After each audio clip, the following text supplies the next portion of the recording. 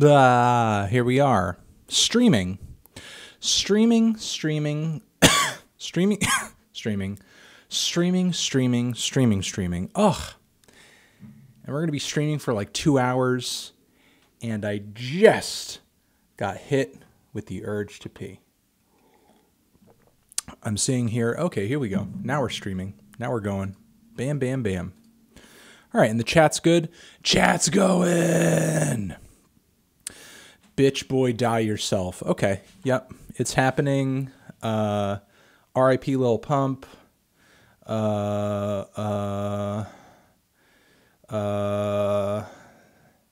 Okay, the chat's basically cancer right now, so I'm just basically going to block you guys. I'm going to block you guys out since you're being cancerous right now.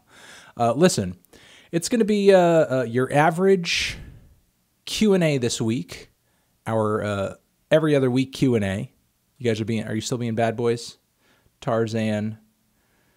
Well, listen, it's going to be an average Q&A live stream. Going to be taking super chats, talking to you guys, going through as many questions as possible, and just interacting with you guys.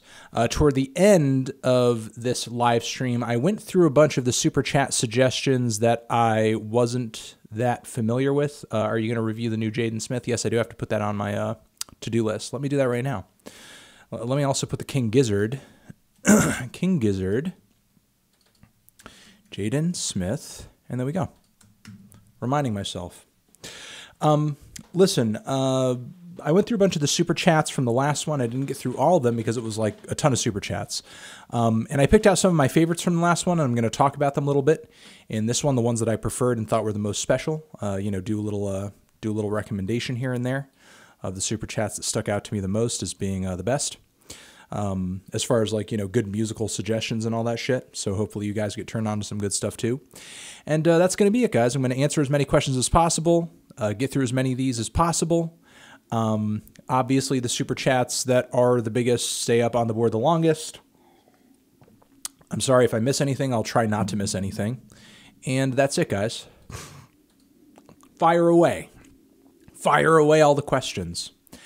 Here we go. Hey, Anthony, I was wondering, what is your fave concert with the best visuals and audience interaction?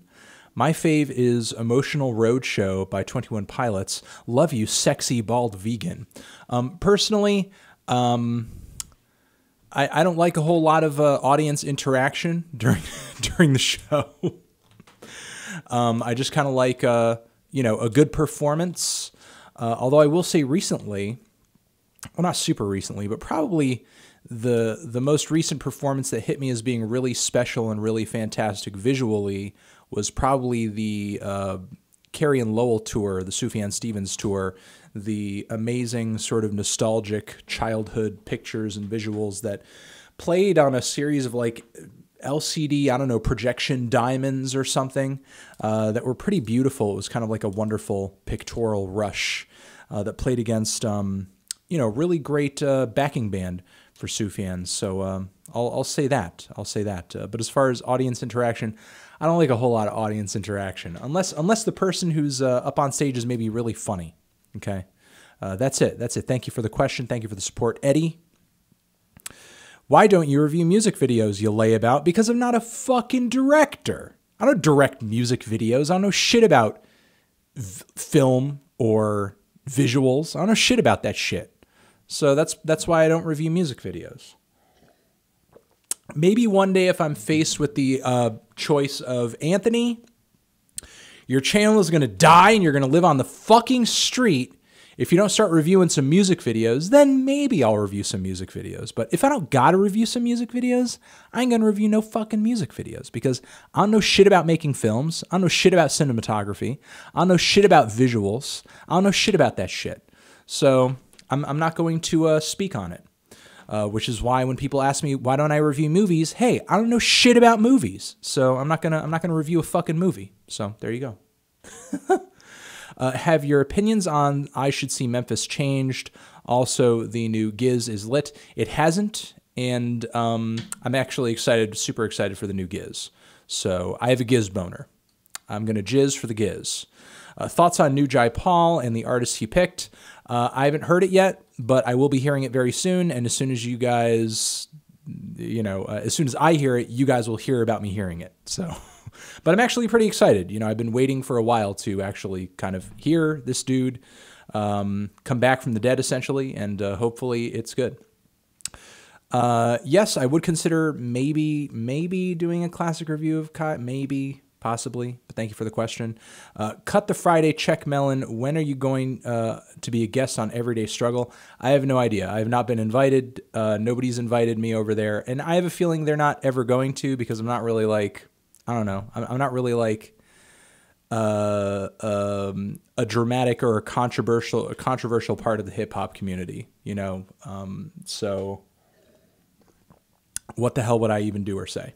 So I have a feeling they have no interest in having me over there. Hey, Fantano, do you have any opinion on industrial music? If so, have you ever heard Youth Code? Yes, Youth Code's okay.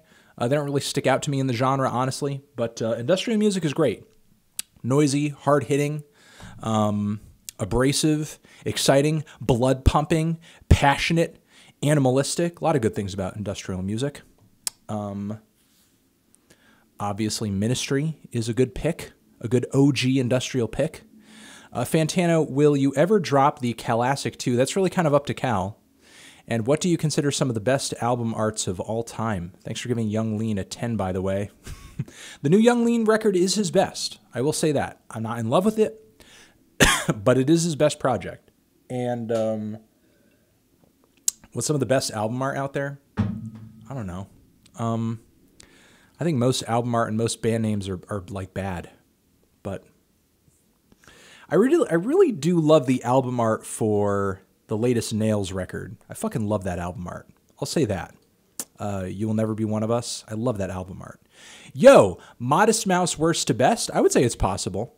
Think we'll get a new DG this year. I think the Steroid EP, the Gabber mix and everything. I think that's going to be the DG for this year. Honestly, I think. They played it a little low-key this year. I think they were smart to, and we'll get new music next year, most likely.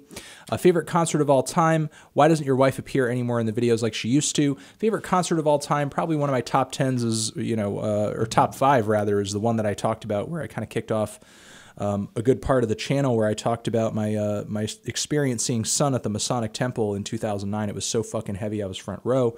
It was so loud, my glasses were rattling on my face, my tongue was shaking in my mouth, and it felt like they played for 2 hours. Maybe they didn't. Maybe they only played for like 30 minutes or something. But for whatever reason, like when I was listening to it, it felt like time fucking stopped, and it was really intense. At the very peak moment when they finished, I wanted to cry. And my wife does not appear in my videos because when we realized that the channel was kind of growing and getting bigger and bigger, we realized that we wanted to kind of keep that, that element of our lives and many element of our lives private, honestly. So, my wife is still around. She's still here. She loves you guys from afar.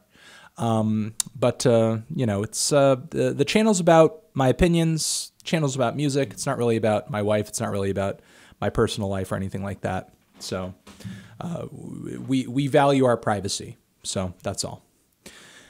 Have I checked out Tiny Hazard Greyland? My favorite thing this year. I feel like they got recommended during the last one, but I haven't gotten a chance to look at it yet. I will save it here and remind myself to try it, but the name is very familiar. And so is your name, Joker. I know you suggested a lot during the last one, so thanks for coming by again. But I will go over some of the ones that I tried out from the last one and enjoyed toward the end of the live stream, so stick around for that. Hey, Anthony, I'm an aspiring rapper working on my very first mixtape. I was wondering, should mixtapes be cohesive or just a compilation of different sounding tracks? I think it depends on your approach. Right now, as you are a totally unknown artist, I would focus more on coming out with single tracks and releasing them one at a time and trying to make sure that every single song you come out with is your hit. Try to make hits. Try to make a hit. Because if you can't make 3 minutes of music people want to listen to, why are you making 30 minutes of music that people aren't going to listen to? So I feel like in the case of being an artist who's trying to get better at the craft of song making and gaining an audience, you have to kind of walk before you run. You have to crawl before you walk. And I feel like making sure that your songcraft is good is sort of key before you're like, okay, now I'm going to try to make an entire album or an entire mixtape that's this big cohesive thing. Because if you can gain an audience off of single tracks, then you can hit them with the bigger project once they're there listening and interested in what you're doing. Anthony, I love you. 2 + 2 = 5. Make it add up. Make the maths work, white boy. Maths, come on, I need this.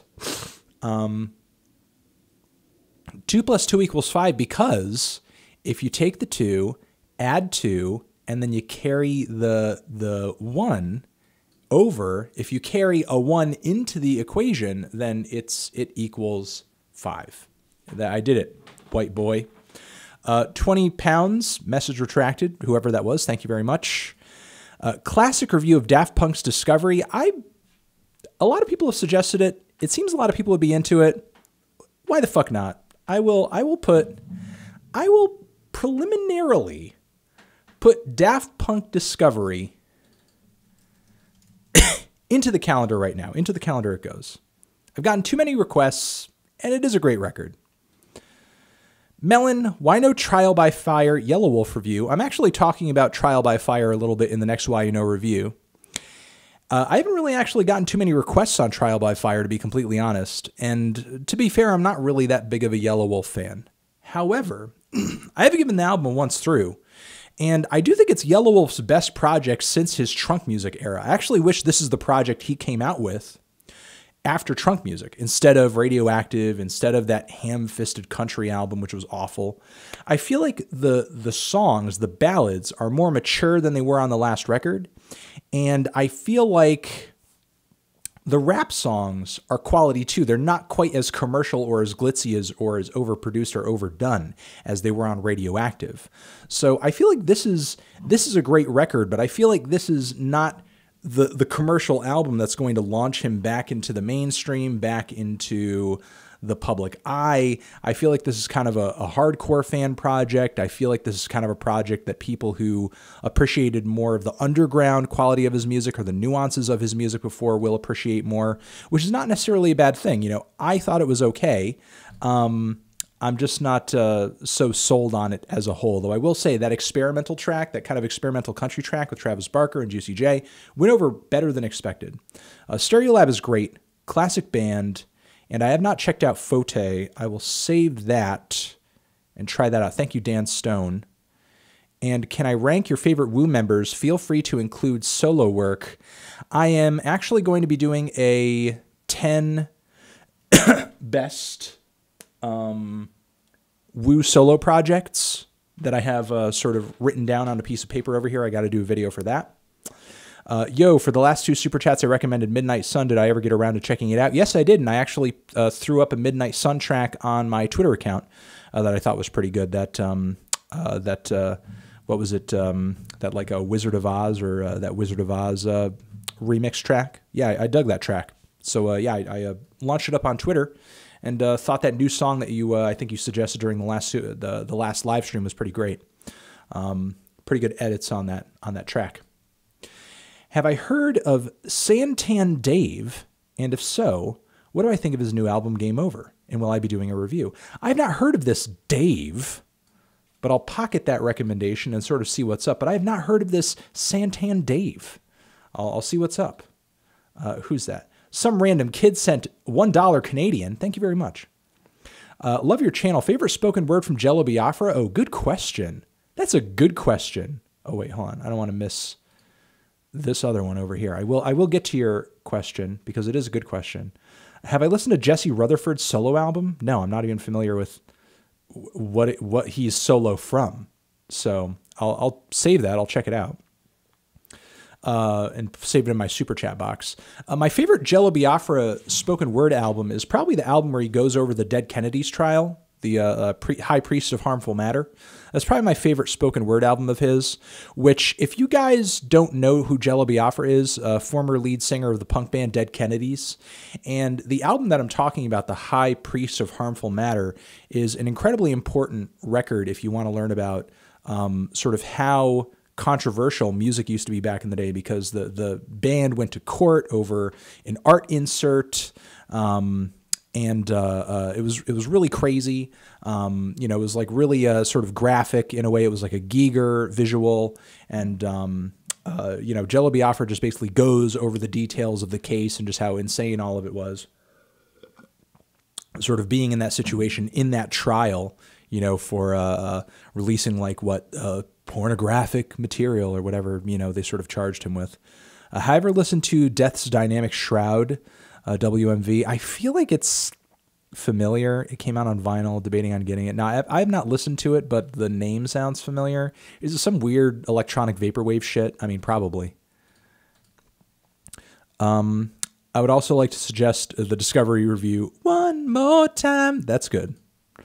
Hope you're well, Melon. Did you like the new Peter of the Antler solo record? How did A Savage from Parquet? How about A Savage from Parquet Courts? Much love.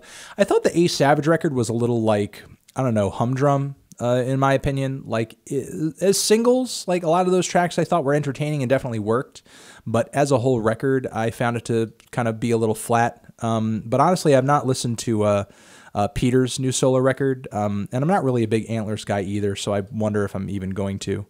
But thank you for the question. Have I heard of Death Grips? No, I mean, but I haven't heard of that band, nor would I ever listen to a band named Death Grips. It sounds really bad. Have I heard the new Currents B-sides and remixes? I have not, but I will save this super chat and sort of see what's up. And based on your suggestion, I am interested in listening to them. I would like to know what kind of music it is, though. If you guys make some suggestions, you know, maybe pop in what genres these artists are. How do I feel about Little Peep's New York new workout routine? That's not a very good question, and very tasteless and not in good taste. And I guess I don't even really get the joke. I mean, you know, R.I.P. to Little Peep, but I wouldn't even say I get the joke. Does that have to do with like that video that dude shot in the bus or something? Which when I saw that, my stomach churned and I was freaked out. Favorite Simon and Garfunkel album? Sounds of Silencio. No. What the fuck's the name of that cover where they're sort of hanging out in the forest? I have that one and I enjoy that one quite a bit. And I'm having a brain fart right now because I'm staving off a migraine because I was up too late last night. But that's probably my favorite. Hey, Anthony, I follow you on Twitter, and once I noticed you mentioned something about the film Blue is the Warmest Color. What did I think of it? I thought it was great. Yeah, I wouldn't say I thought it was great. I think it's kind of groundbreaking for its concept and its theme, but a lot of the sex scenes were shot like a bad porn. And after a while, like, I felt like the movie leaned on those too much, and the whole, I guess, loss of interest the two lovers in the film had for one another toward the end of the film just kind of like got really old and stale. And I didn't even care if they stayed together or broke up by the end of the film, honestly. So I feel like the storyline and the characters kind of lost their appeal by the end of the film.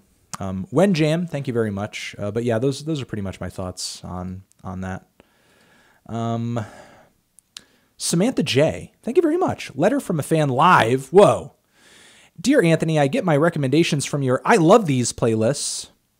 I know the albums in there are great, but I can't put into my own words. Where may I begin to understand music like you do? I mean, I guess, at first you should probably think maybe really hard about what it is exactly I'm saying in a review, you know, and what it is exactly I'm pulling apart about a particular album in a record or in a review, and what it is I'm describing and what it is I'm trying to paint a picture of and explain to you that is going on the record. Because in a way, I'm kind of giving you these key descriptors to sort of, you know, give you textual and sort of conceptual explanations of what's going on. I would say that's probably a first step, just like really kind of dissect what it is I'm saying about a particular album.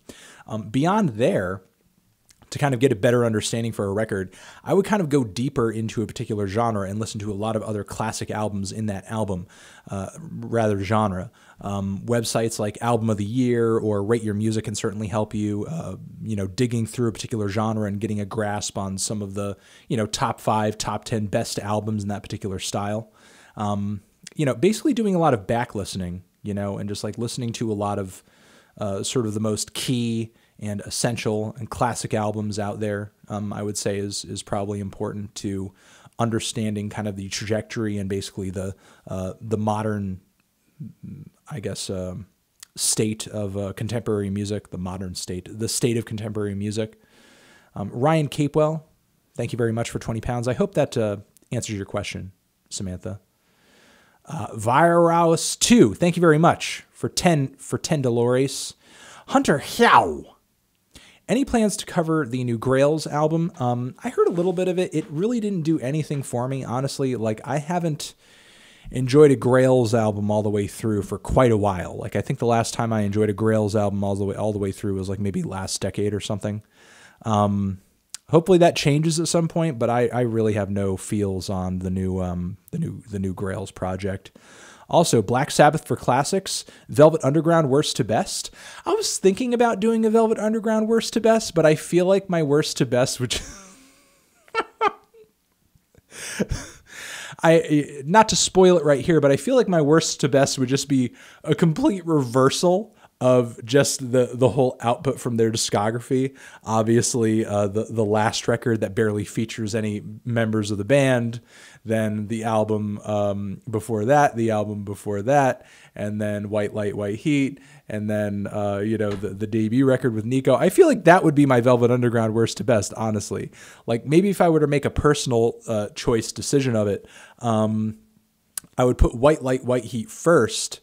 However, I feel like obviously the Nico record is so much more significant and influential and, dynamic of an album. Like, it's properly groomed as an album much more than sort of White Light, White Heat is, which I enjoy mostly for, the very masturbatory Sister Ray.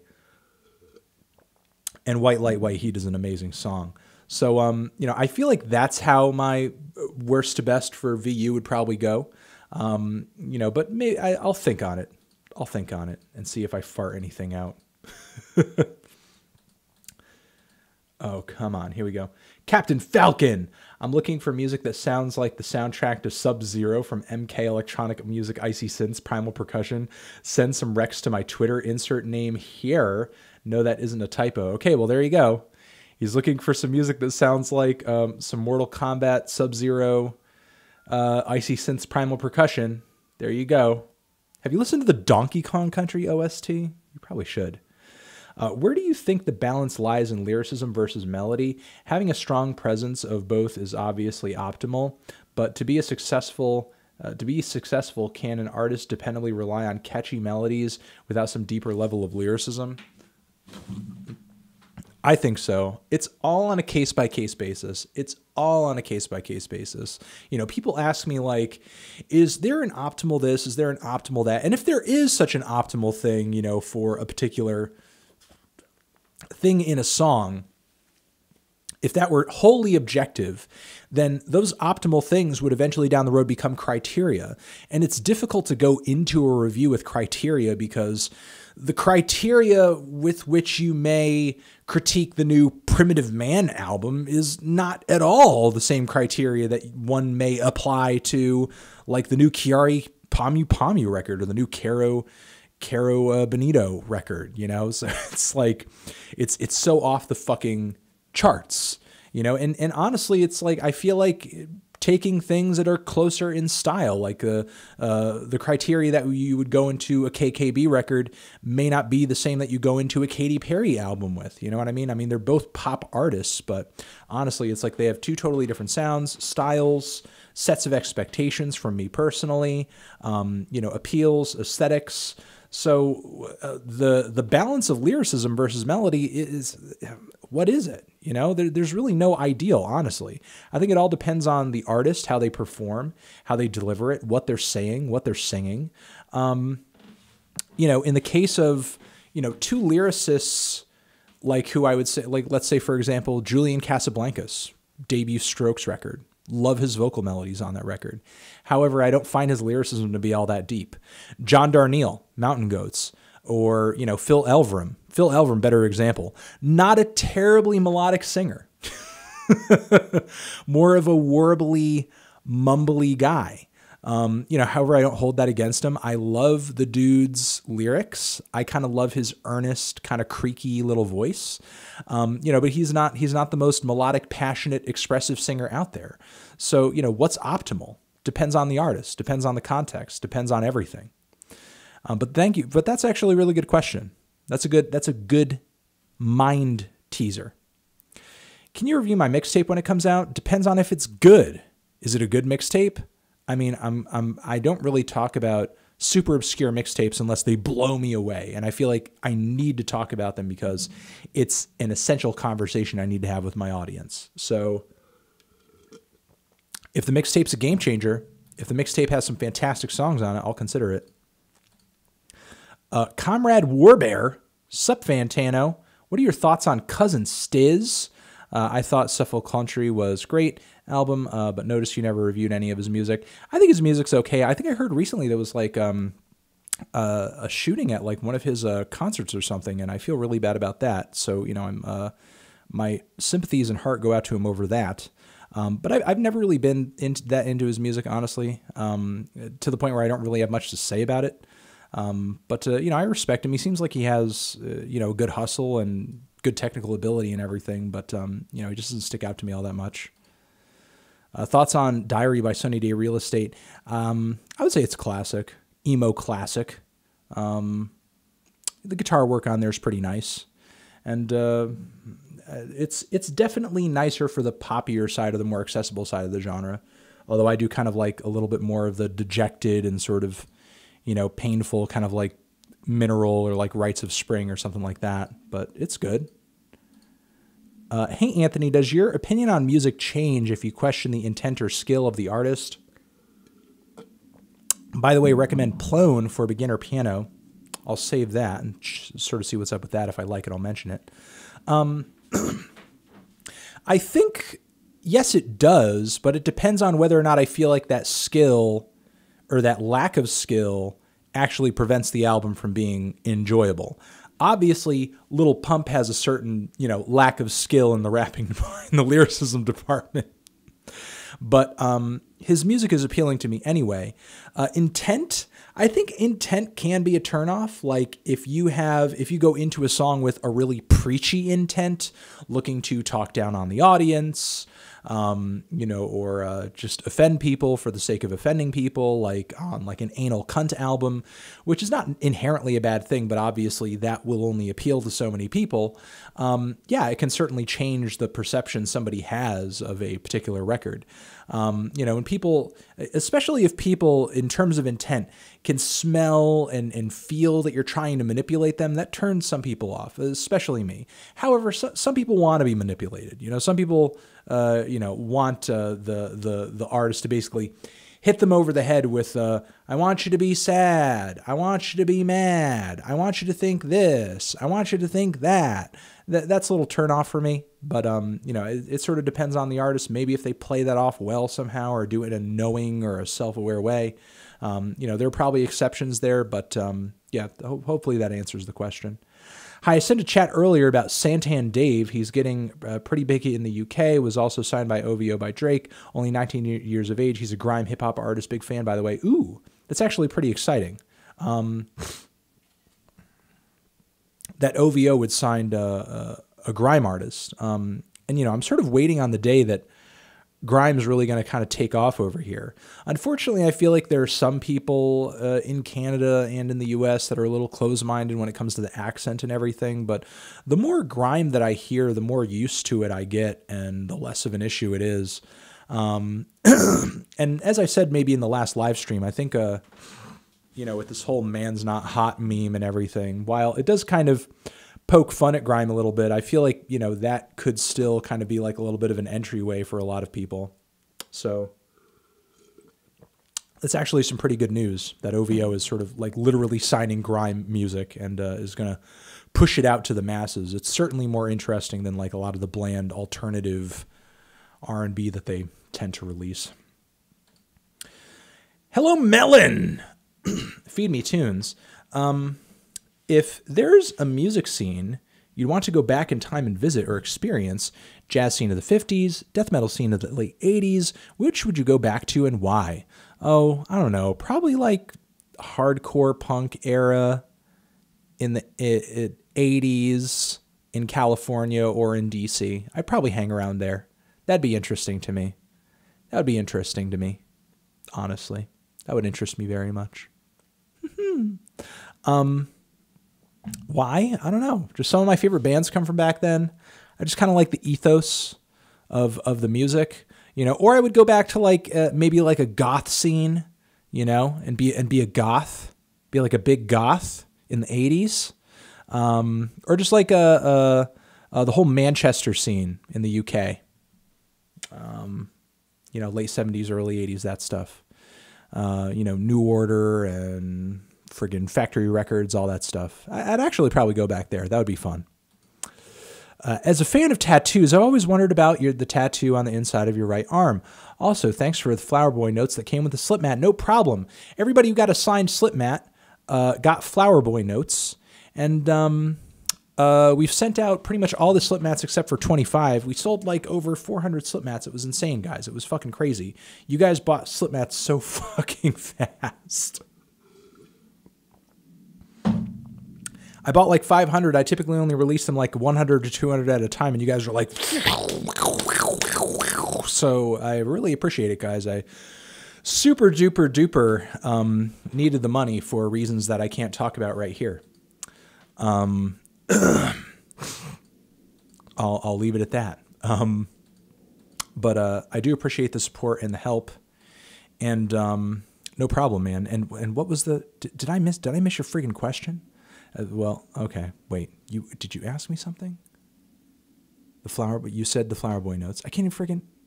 But oh god, I had such a brain fart there. I saw your hey Ann, but I'm looking at these right now. Okay, you've always wondered about the tattoo on the right side of my arm, yada yada yada. I sort of make it my business not to really talk about my tattoos all that often, honestly. You know, their meaning, what they are, da da da da da. But yes, I do have a tattoo sort of on the inside of my right arm. It's one of like I think I have 12 or 13 tattoos that I have, and I just don't really talk about them. You know, they're just kind of for me, which is why most of them fit under my clothes. You know, I don't really have any forearm tattoos or neck tattoos or shit like that. Yeah, they're pretty much just all for me. And and I have a Rick and Morty tattoo for the ladies, who of course need to have a slightly lower IQ than me because I'm a super intelligent Rick and Morty fan. STFU. New Pig Destroyer next year. Fuck yeah! Oh, wait. Do you want me to STFU about the new Pig Destroyer? I'm confused. This confuses me. What do you want from me? Hi, Anthony. What is your opinion on the Sound of Silver? Is it better than, or do you prefer it to This Is Happening? Also, do you see a future for LCD Beyond the American Dream? Keep up the great reviews. I think so. LCD has come out with enough great records that maybe this album could just be a little bit of a, hey, we're getting the momentum back. You know what I mean? Although most hardcore fans loved the album and have no idea what I'm talking about, you know. So that's and not to say that I'm right or anything, but. Clearly, most people are loving the record. So as far as most people are concerned, LCD is back. But I think so. But I think the band's relevancy has peaked, you know, and forever, they're just going to kind of be playing to their hardcore fans, and that's it. But personally, I think I do prefer This Is Happening, even though I think Sound of Silver has more hits. Hi, Anthony. I've been around for a while, and would you ever consider doing a worst to best for Marilyn Manson? Maybe. You know, the thing about Marilyn Manson is that, to me, his discography, or the leg of his discography that's interesting, pretty much cuts off at Hollywood. Everything after that would just be like me trying to just basically measure like, God, what truly is the worst Manson album? Which I think I could probably come to that conclusion pretty easily, but it would depress me to go through all those Manson albums that I don't care for at all.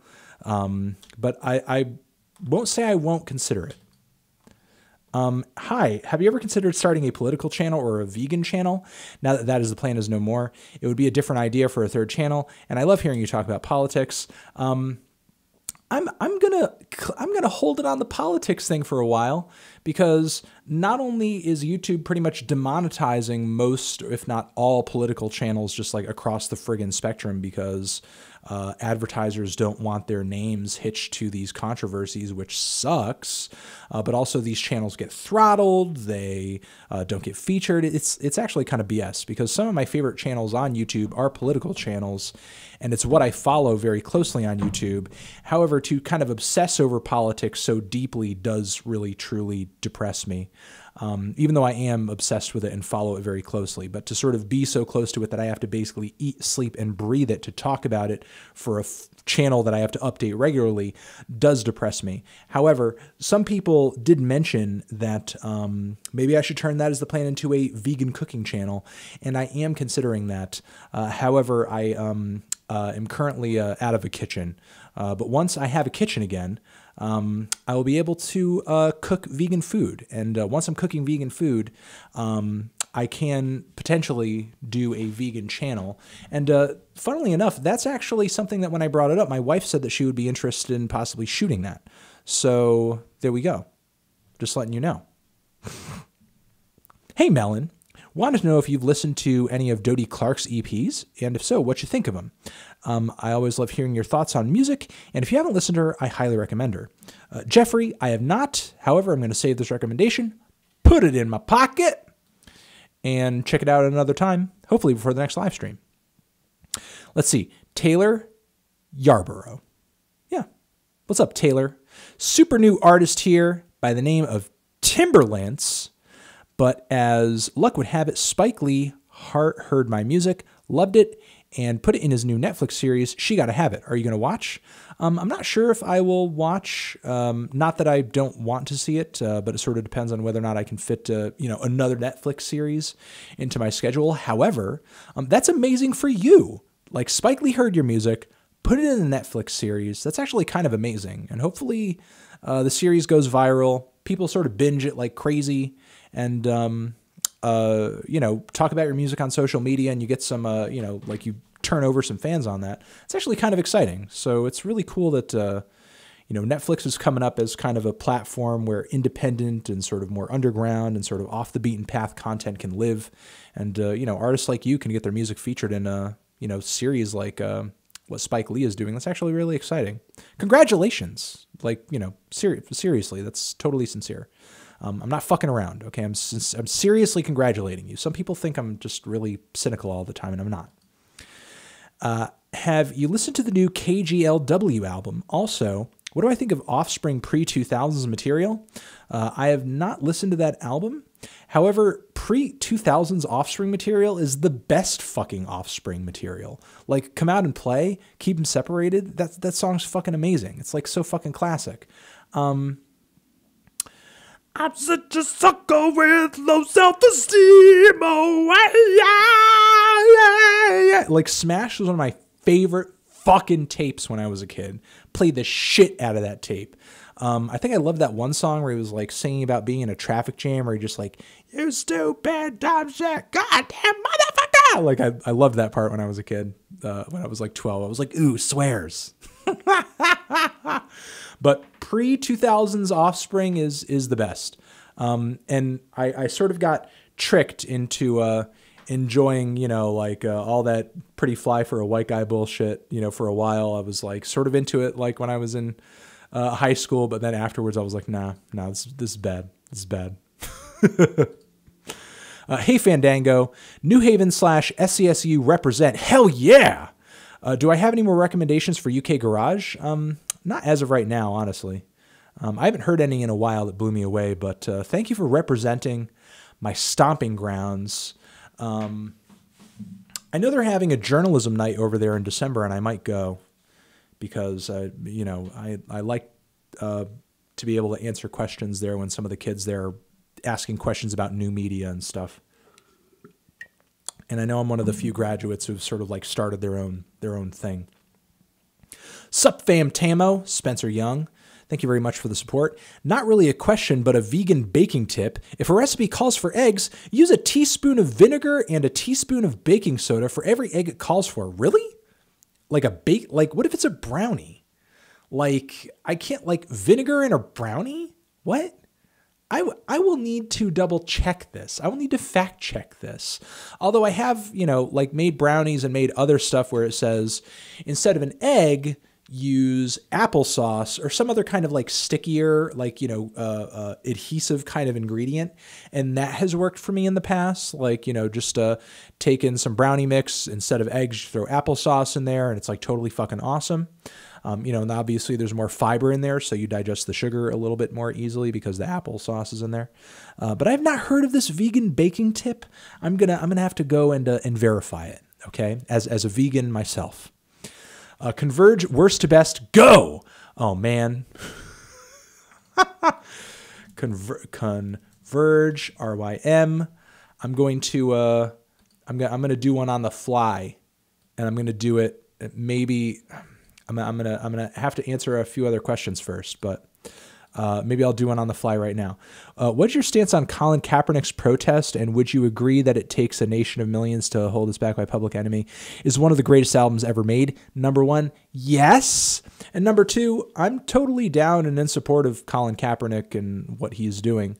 I feel like he's basically using his platform to point attention to an issue that, for the most part, has kind of fallen out of the public eye. You know, it's like certainly police brutality was a very hot button topic much earlier last year, but now it sort of seems that it's kind of trailing off, and this whole NFL thing has kind of brought it back. However, I feel like the news media and Donald Trump and a lot of the people who disagree with him and the drama surrounding it have kind of distracted from that and have kind of made it about whether or not you're standing for the anthem, which is unfortunate, but that's not Colin Kaepernick's fault.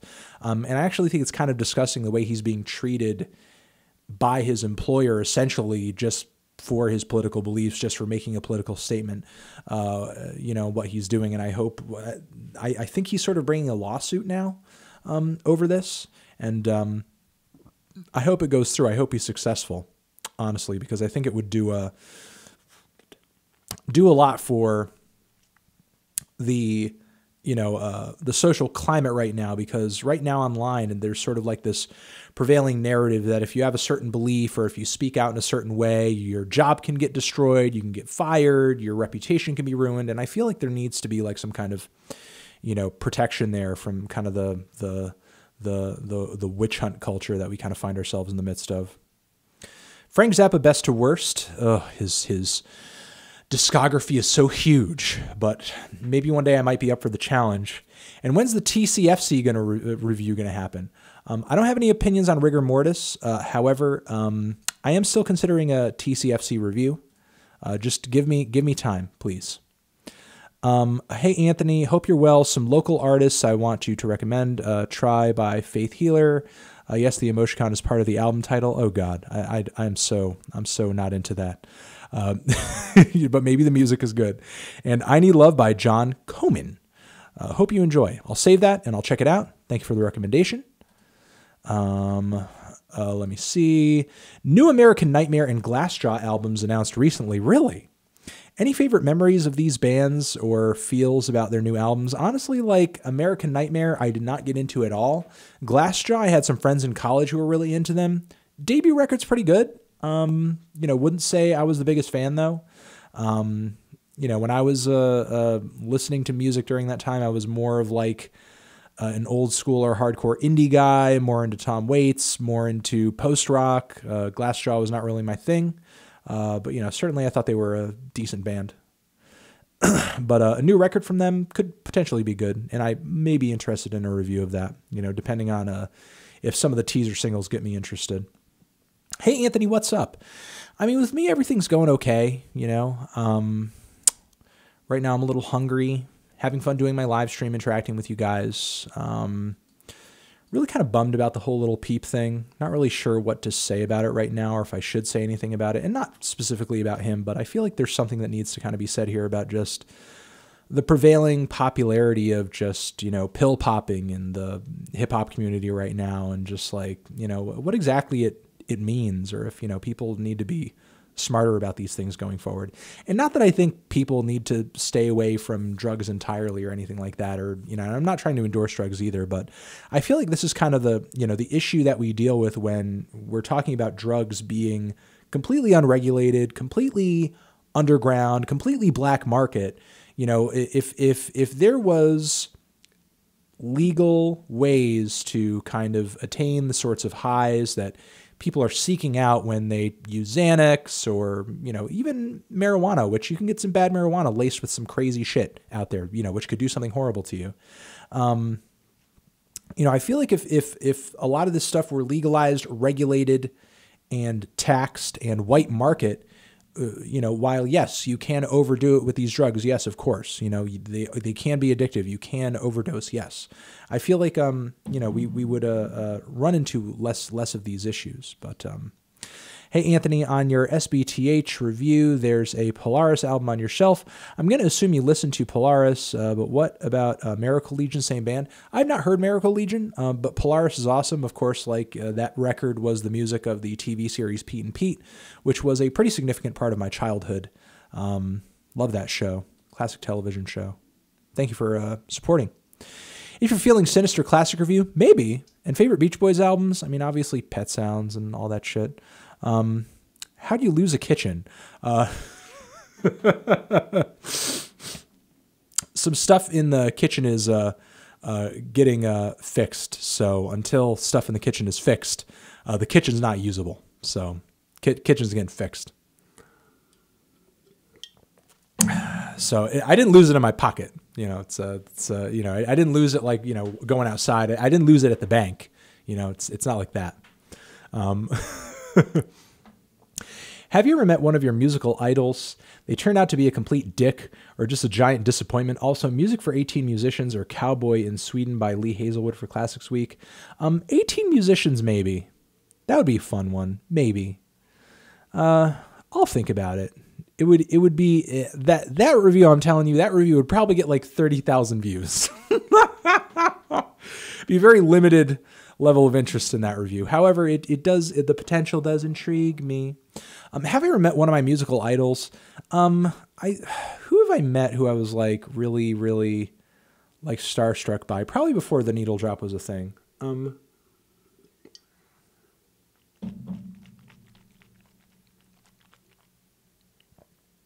I had an interview over the phone with Ian MacKaye of obviously Minor Threat fame and Evans fame and all that stuff when I was in college. And I remember I made a complete ass of myself, not because I was like being mean or rude or anything, but I was just asking young, dumb college kid questions. And I don't even know why the fuck he talked to me, but he did.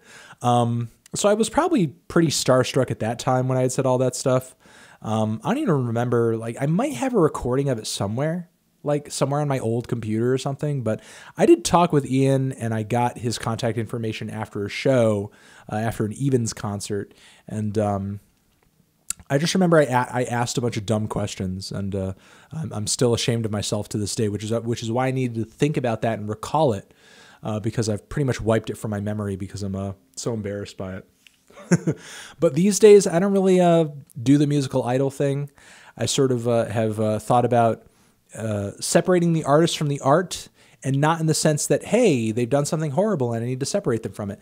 No, you know, before that even happens, I'm of the mindset that, listen, just because you make an album that I like, I'm not going to pretend like you're some god or you're some great person or whatever.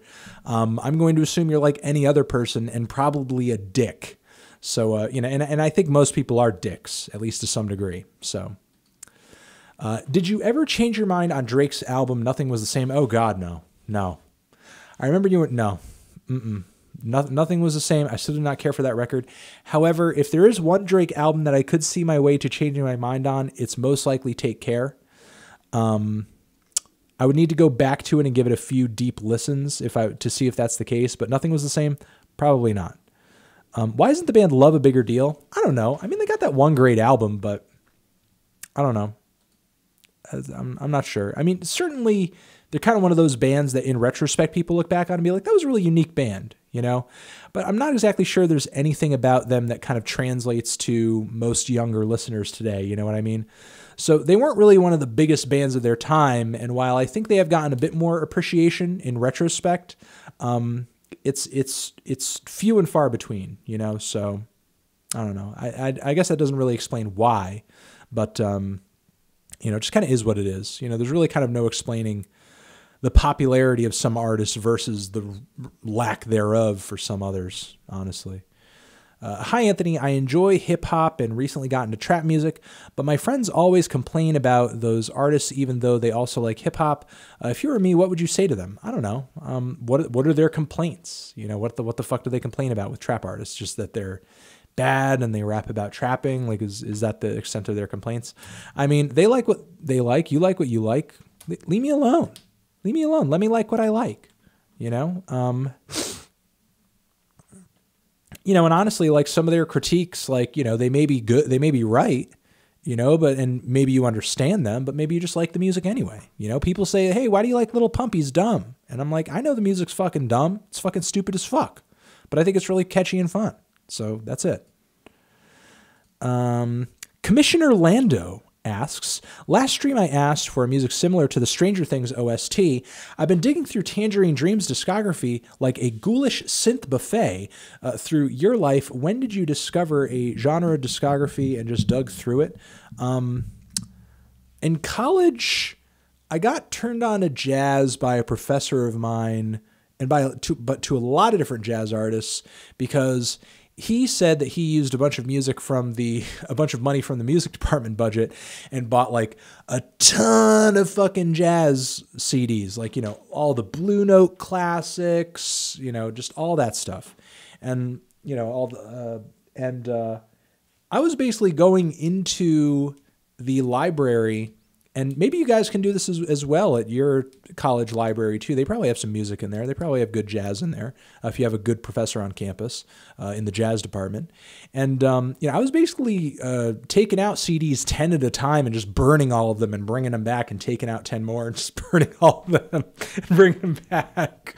And I was commuting to school, so I had like, you know, a good like half an hour to maybe like an hour and 15 minutes if there was a lot of traffic drive back and forth between college. So I was just like slamming through all those fucking CDs, just like Village Vanguard live albums, just like everything.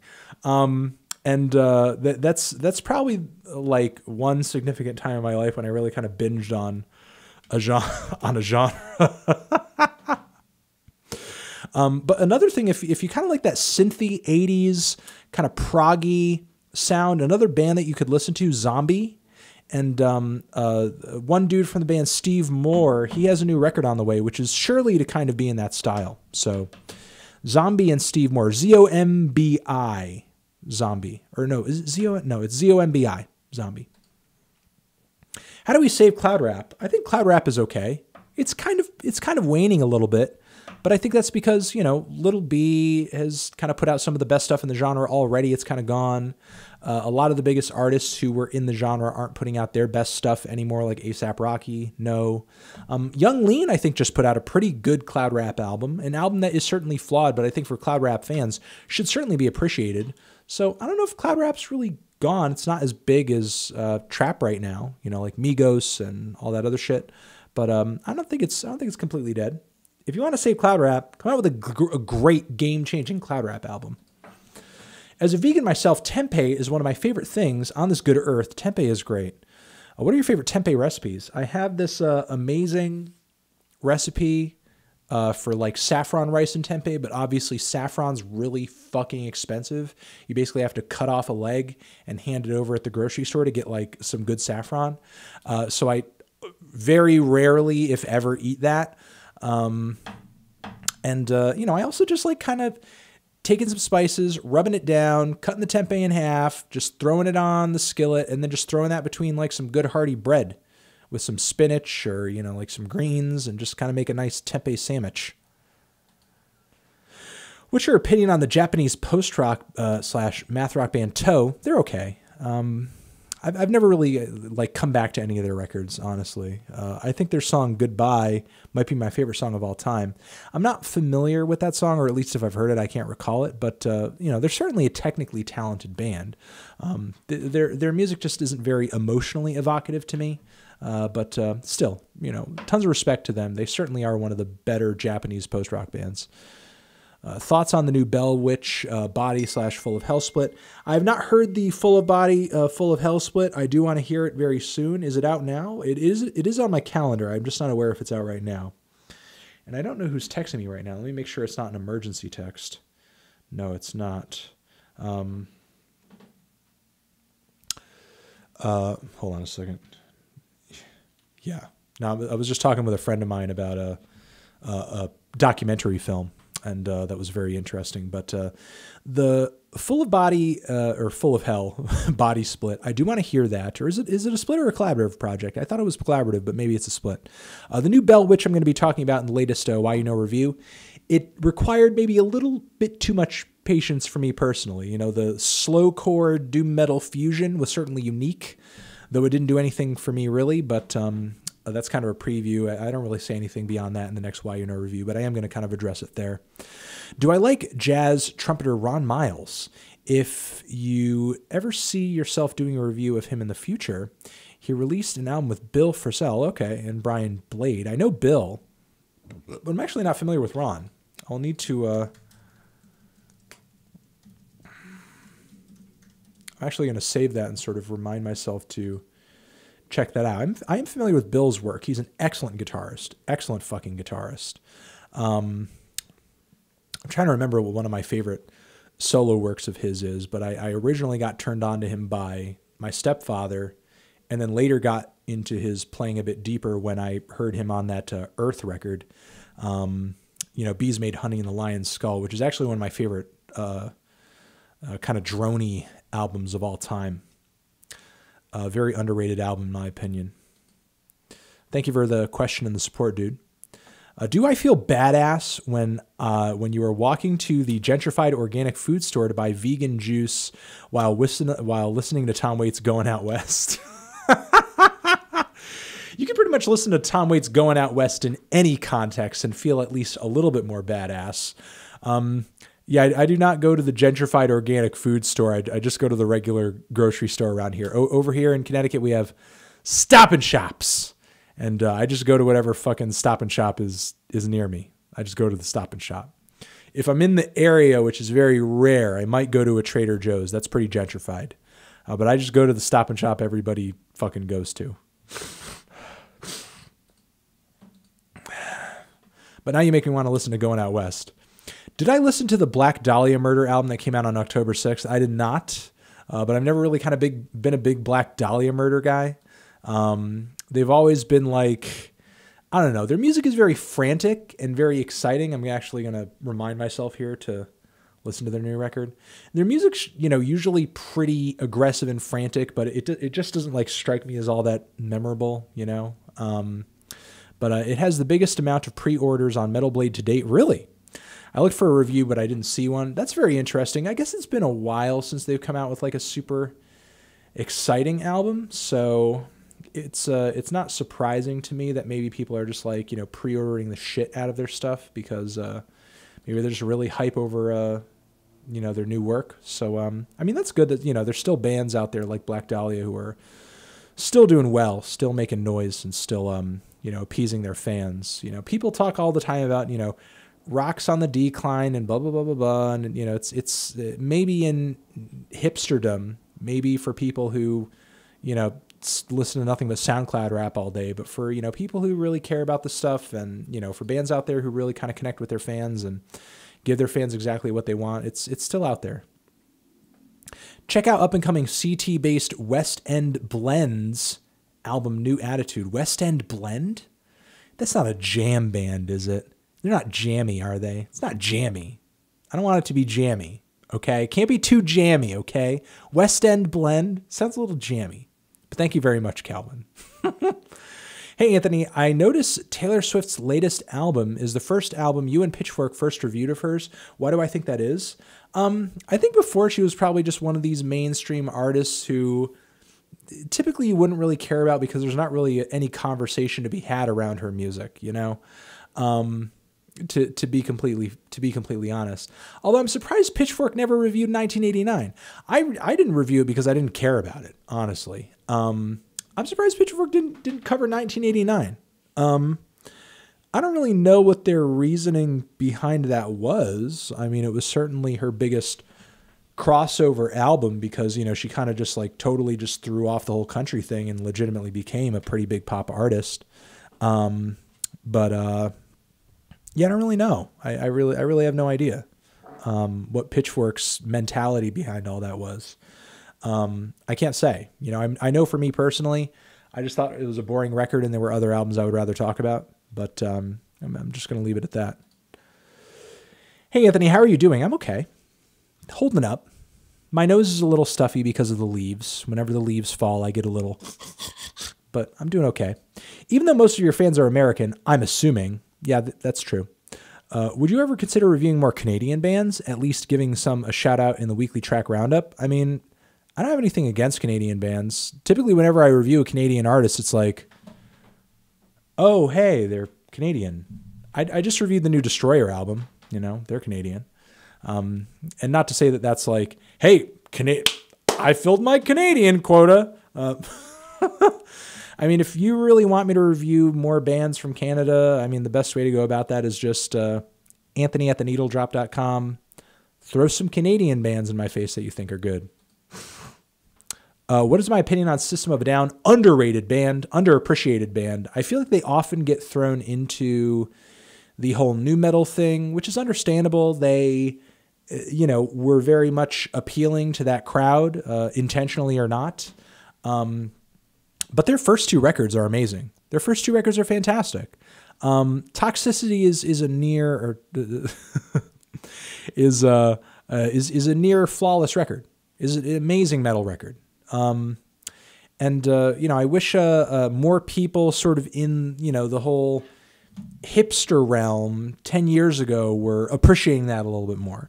You know, I feel like after that, after Steal This Album, the band went downhill a little bit, unfortunately.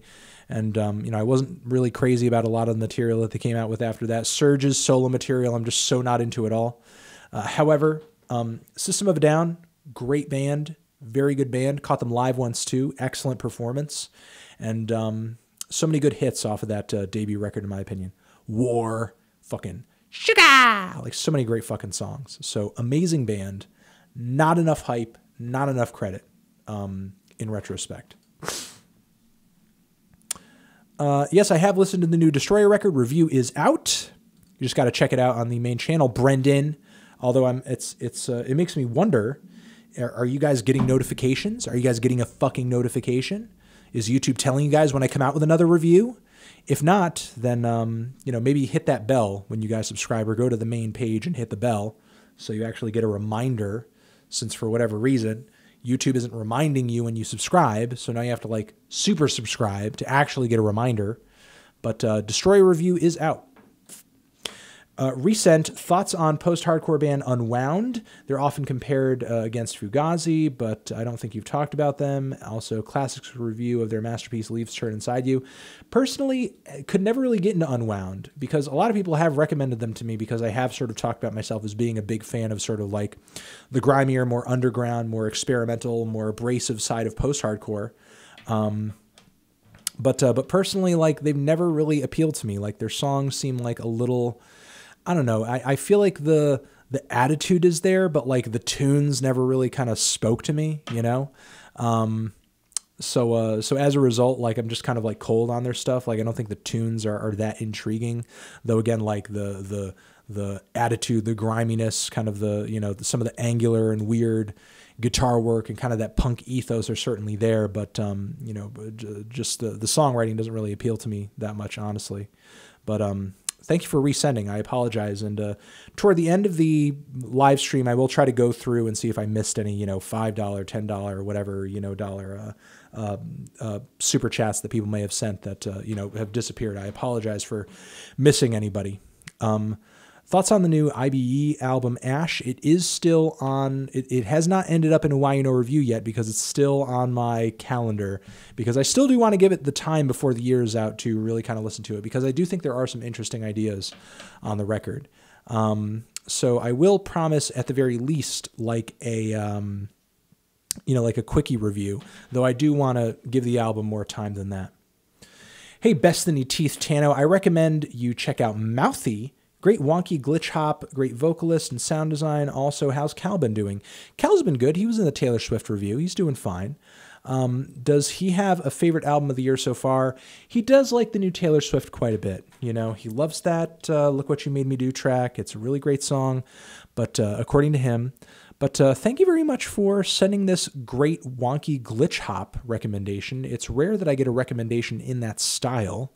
And it's been a while since I've heard an album in that genre that really kind of blew me away. So I'm going to save that. I'm going to pocket that. Thanks for the reco, Brecco. And we have like about an hour left of this live stream, so let's keep it going. Arm & Hammer coming up. Yes, I have been listening to the Arm & Hammer for the past couple of days. And I am considering, doing a review on that. And you should do a metal co-review with the Rageaholic. He brings a little bit too much rage to the table, in my opinion. But...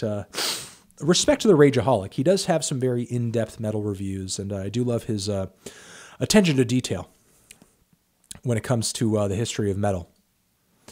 Good day from Australia. Hey, George Sintra. Hey, congratulations on you guys legalizing gay marriage down there. That's fantastic. Good for you guys. Favorite most recommended acts of the land down under right now. Also, what music do you work out to? Genre artists.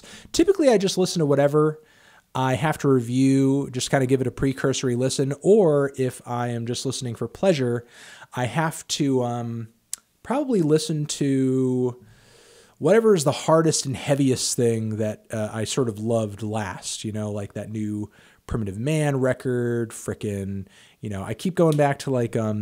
Danny Brown's Atrocity Exhibition, so many heavy, awesome songs on there. High on Fire is a popular go back to on my workout routine. And also, as far as favorite artists from the land down under right now, still loving and still excited for King Gizzard. Love the new Alex Cameron album and love Kieran J. Callanan. And also Alex Cameron's Force Witness has been pretty popular on my workout routine as well. It's just like really groovy and like inspiring. Hold on, I'm going to bend over. I'm going to stretch my back.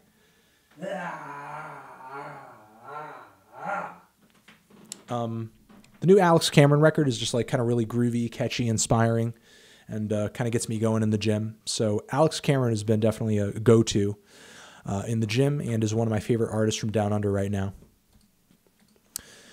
Good question. And shout out to Courtney Barnett for that new collaborative record for Kurt Vile. It's a little with Kurt Vile. It's a little one-dimensional, but it's a pretty good album.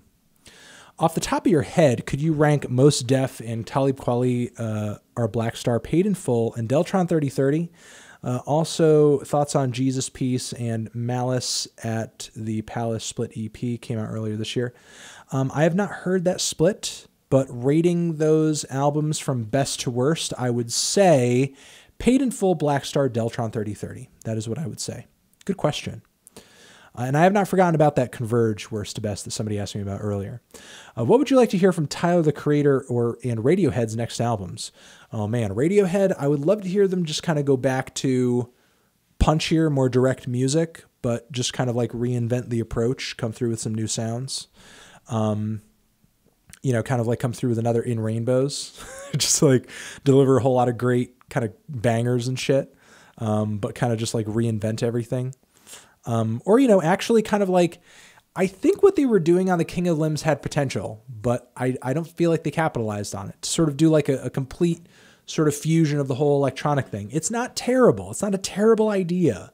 But if they can go back to that and actually kind of like succeed at it with a longer album, I would totally dig that. And me and Deep Cuts right now on YouTube, you guys might know Deep Cuts. Me and Deep Cuts, we're in the middle of the King of Limbs beef. I'm going to say that. Okay. Me and Deep Cuts, we're beefing over King of Limbs. I don't care for it that much. He thinks it's great. And we're beefing over that. Okay. I'm just going to say that right now. So Deep Cuts, watch your back. Okay. Watch it. Tyler, the Creator, though, I think I would just like to hear a little bit more track list cohesion, better flow across the tracks, which I think the album's flow kind of fell apart toward the end of Flower Boy. We'd just love to hear better flow in the track list. Outside of that, I think a lot of things on his new record were just like vast improvements all around. Moving on from there, do you think Swans have any potential have any potential pop-friendly songs?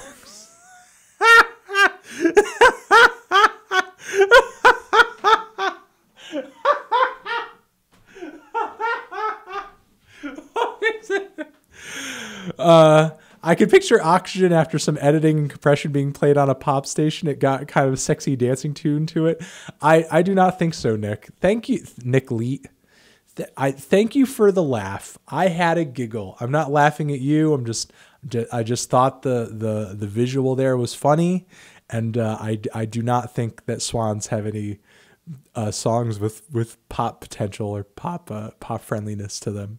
Not that their music doesn't have an accessibility to it. I do think Oxygen is one of their more accessible songs, but could I really imagine it on like a pop radio station? Not really. Like maybe an alternative rock station, you know, it does have a bit of a kind of groovy primacy, a little bit of a feel to it. But not on a pop station. What do you think about Dr. Dog? So Why You Know Review. Honestly, I do not think about Dr. Dog. Dr. Dog to me is just like one of the most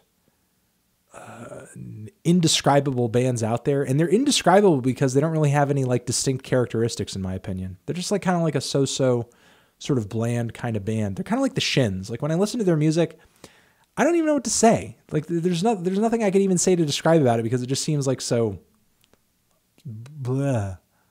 Like how do you describe a glass of water? Like what is the flavor of water? I don't know. Like what is the flavor of air? I don't know. I can't tell you how this air tastes right now. That to me is like tasting a Shins record or tasting a Dr. Dog record. It might seem a little mean, but that's truly how I feel. Any new merch coming out soon? I just dropped a whole ton of friggin' slip mats, and those are just totally sold out. So I'm going to get some more, but I think I might do a new design. And here's a little secret, since there are only like 1,500 of you here. Here's a secret. I will have some new merch coming out, but it's going to be super limited. And here's the merch, okay? Here's the concept. Here it is. Okay, listen. Are you listening? Are you listening? Also, I will take this recommendation here. So listen in. Mason jars with the Squat Tano on it, okay? They're already being printed right now and mailed to me. And I'm going to sign it, and inside I'm going to put a flash drive, a little flash drive. And inside the flash drive, there's going to be 5 videos of me doing vegan shakes. And maybe like a That Is the Plan video or something, you know? So that's my idea for a new bit of merch. It's not going to be cheap. I'll tell you that much. It's not going to, you know, I'm not going to charge like $1,000 for it or anything like that, but you know, just letting you guys know. So, and it's going to be very limited. So when you see that shit, you got to jump on it because it's going to be super limited. Like I may make more if it's a popular item. But like I'm probably going to make like 50 or 60 of them for like the first run just to test it out. Could you recommend some esoteric underrated records from the 2000s that are your favorites? Efterklang. If there's a band from the 2000s that I think didn't get enough of a fair shake, it's Efterklang. I mean, I feel like they kind of fell off a little bit, you know, but Efterklang, really great sort of band from Northern Europe with some pretty post-rock music. It's very beautiful. What's the greatest drone metal album? Music for 18 musicians for classics. I mean, probably drone metal, probably Black One is probably one of my favorites, you know, or, you know, Earth 2, probably those two. Spiritual Rights by High on Fire makes me slam my fucking teeth against my weights every time it plays. Please tell me you do the same. I am tempted. I am tempted. I'm not going to say that I do it because that would be a lie, but the temptation is there. Oh, excuse me. How do you deal with listening to and enjoying albums that remind you of a really dark time in your life as if they are new? I can't say that there are any albums that I have personally associated with a time where I suffered some really severe, like, personal trauma, honestly. Like, not that I haven't had events like that in my life, but typically around those times, and here's the thing, a lot of people have asked me this question before, you know, what music do you listen to when you're going through a traumatic period, when you're really depressed, when you're really stressed out, when something's really, like, if I'm really depressed, if I'm really stressed out, if I'm really mad, if I'm really upset, if I'm, like, you know, going through a literally, like, traumatic point in my life, I actually don't want to listen to music. I actually do not listen to music at all. After a particular news piece about me that you guys are well aware of by this point had come out, I mean, that was one of the most, like, stressful sets of days in my entire life. And across that time, I was not listening to any music. And the only reason I was still getting reviews out was because I had some reviews in the can. I was literally not listening to anything because it just stressed me out that much. I was that upset. And when I am that bad, like, I just do not. It's just not even tempting. I'm just not even interested.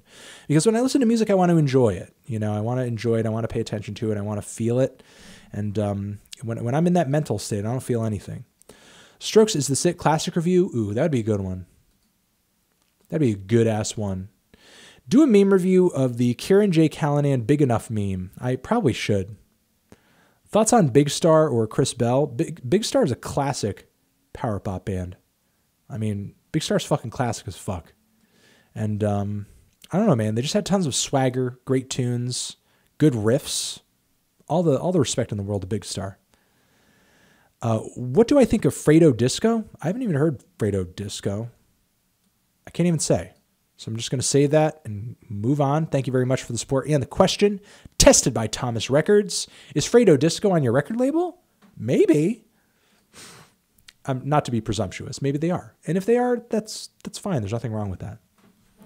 Do you plan on reviewing the new Hobson record when it comes out? Personally, I think I will. I find myself returning to Pound Syndrome review regularly for a laugh. I am curious about the new Hobson record because that one song about him being in the massage parlor is like one of the worst things I've heard this year. And the two other tracks he's dropped have been kind of hot. So I don't know. This might end up being his most likable album despite that garbage song.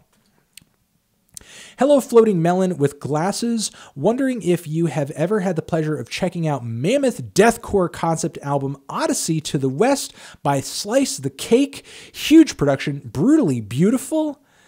I am very curious that a band named Slice the Cake came out with a deathcore concept album. We will see. You really sold it, dude. You sold it. You could work in PR. You could work in PR. You literally just sold the fuck out of that record. Like, you literally made me interested in it. And before I didn't even know it existed. Do I like Songs Ohio or the Japanese band Fishmans? Thoughts on Sweet Trips, Velocity, Design, Comfort? Oh, wow. That's like, how can you hit me with so many questions with just $5? I'm kidding. Songs Ohio is okay. Japanese band Fishmans, excellent group, great soundcraft. Like, if you really just kind of want to zone out, throw some headphones on and just, like, kaleidoscopically have these beautiful textures orgasmically wave over you like you're in a fucking sound ocean. You do want to listen to Fishmans. And Sweet Trips, Velocity, Design, Comfort, probably one of the more creative electronic records of the 2000s. I think the indie scene doesn't quite give it as much credit as it deserves, or I think that much of the indie scene being dead now has kind of forgot about it. I highly recommend that record if you are looking for some 2000s era electronic music. But yeah, those are pretty much my thoughts. Repost, have I listened to Hawaii Part 2? Also, what is your opinion on obscure musically extreme genres like extra tone or lowercase? Personally, I do not have...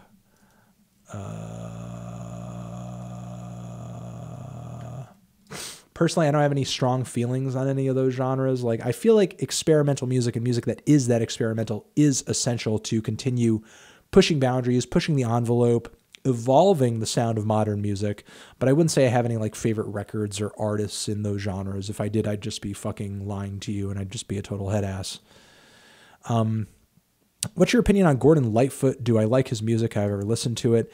Not enough to really comment that deeply, honestly. Like, not enough for this super chat, or not this super chat, this live stream, to sort of say anything of significance. But you know, I do thank you for asking me a question and supporting. If you know, you hit me with a smaller question or whatever, like on Twitter, you know, maybe I'll hit you back and sort of shoot you a DM. Just tell me, you know, who you are, and I'll try to hit you up. Peter Gabriel Genesis or Phil Collins Genesis, and why? Probably no. It's probably Peter Gabriel Genesis, because I mean, obviously it's proggier, it's more interesting. It's not I Can't Dance, which I do kind of enjoy. Ironically, No, Peter Gabriel Genesis is so much better. Is so much more intriguing and less cheap. This came up a lot in the chat, so I thought I would post this. Classic review for Sode's Toxicity is in high demand. Is it? This is the first request for that I'm aware of. Though I do love that album, so I don't know, man. Father John Misty just described his last two albums as pretentious. Okay. How do I feel about him taking a new direction on his next album? I mean, new directions are always good. I love it when a guy like Father John Misty can change it up. Is he saying that his next album is going to be less pretentious?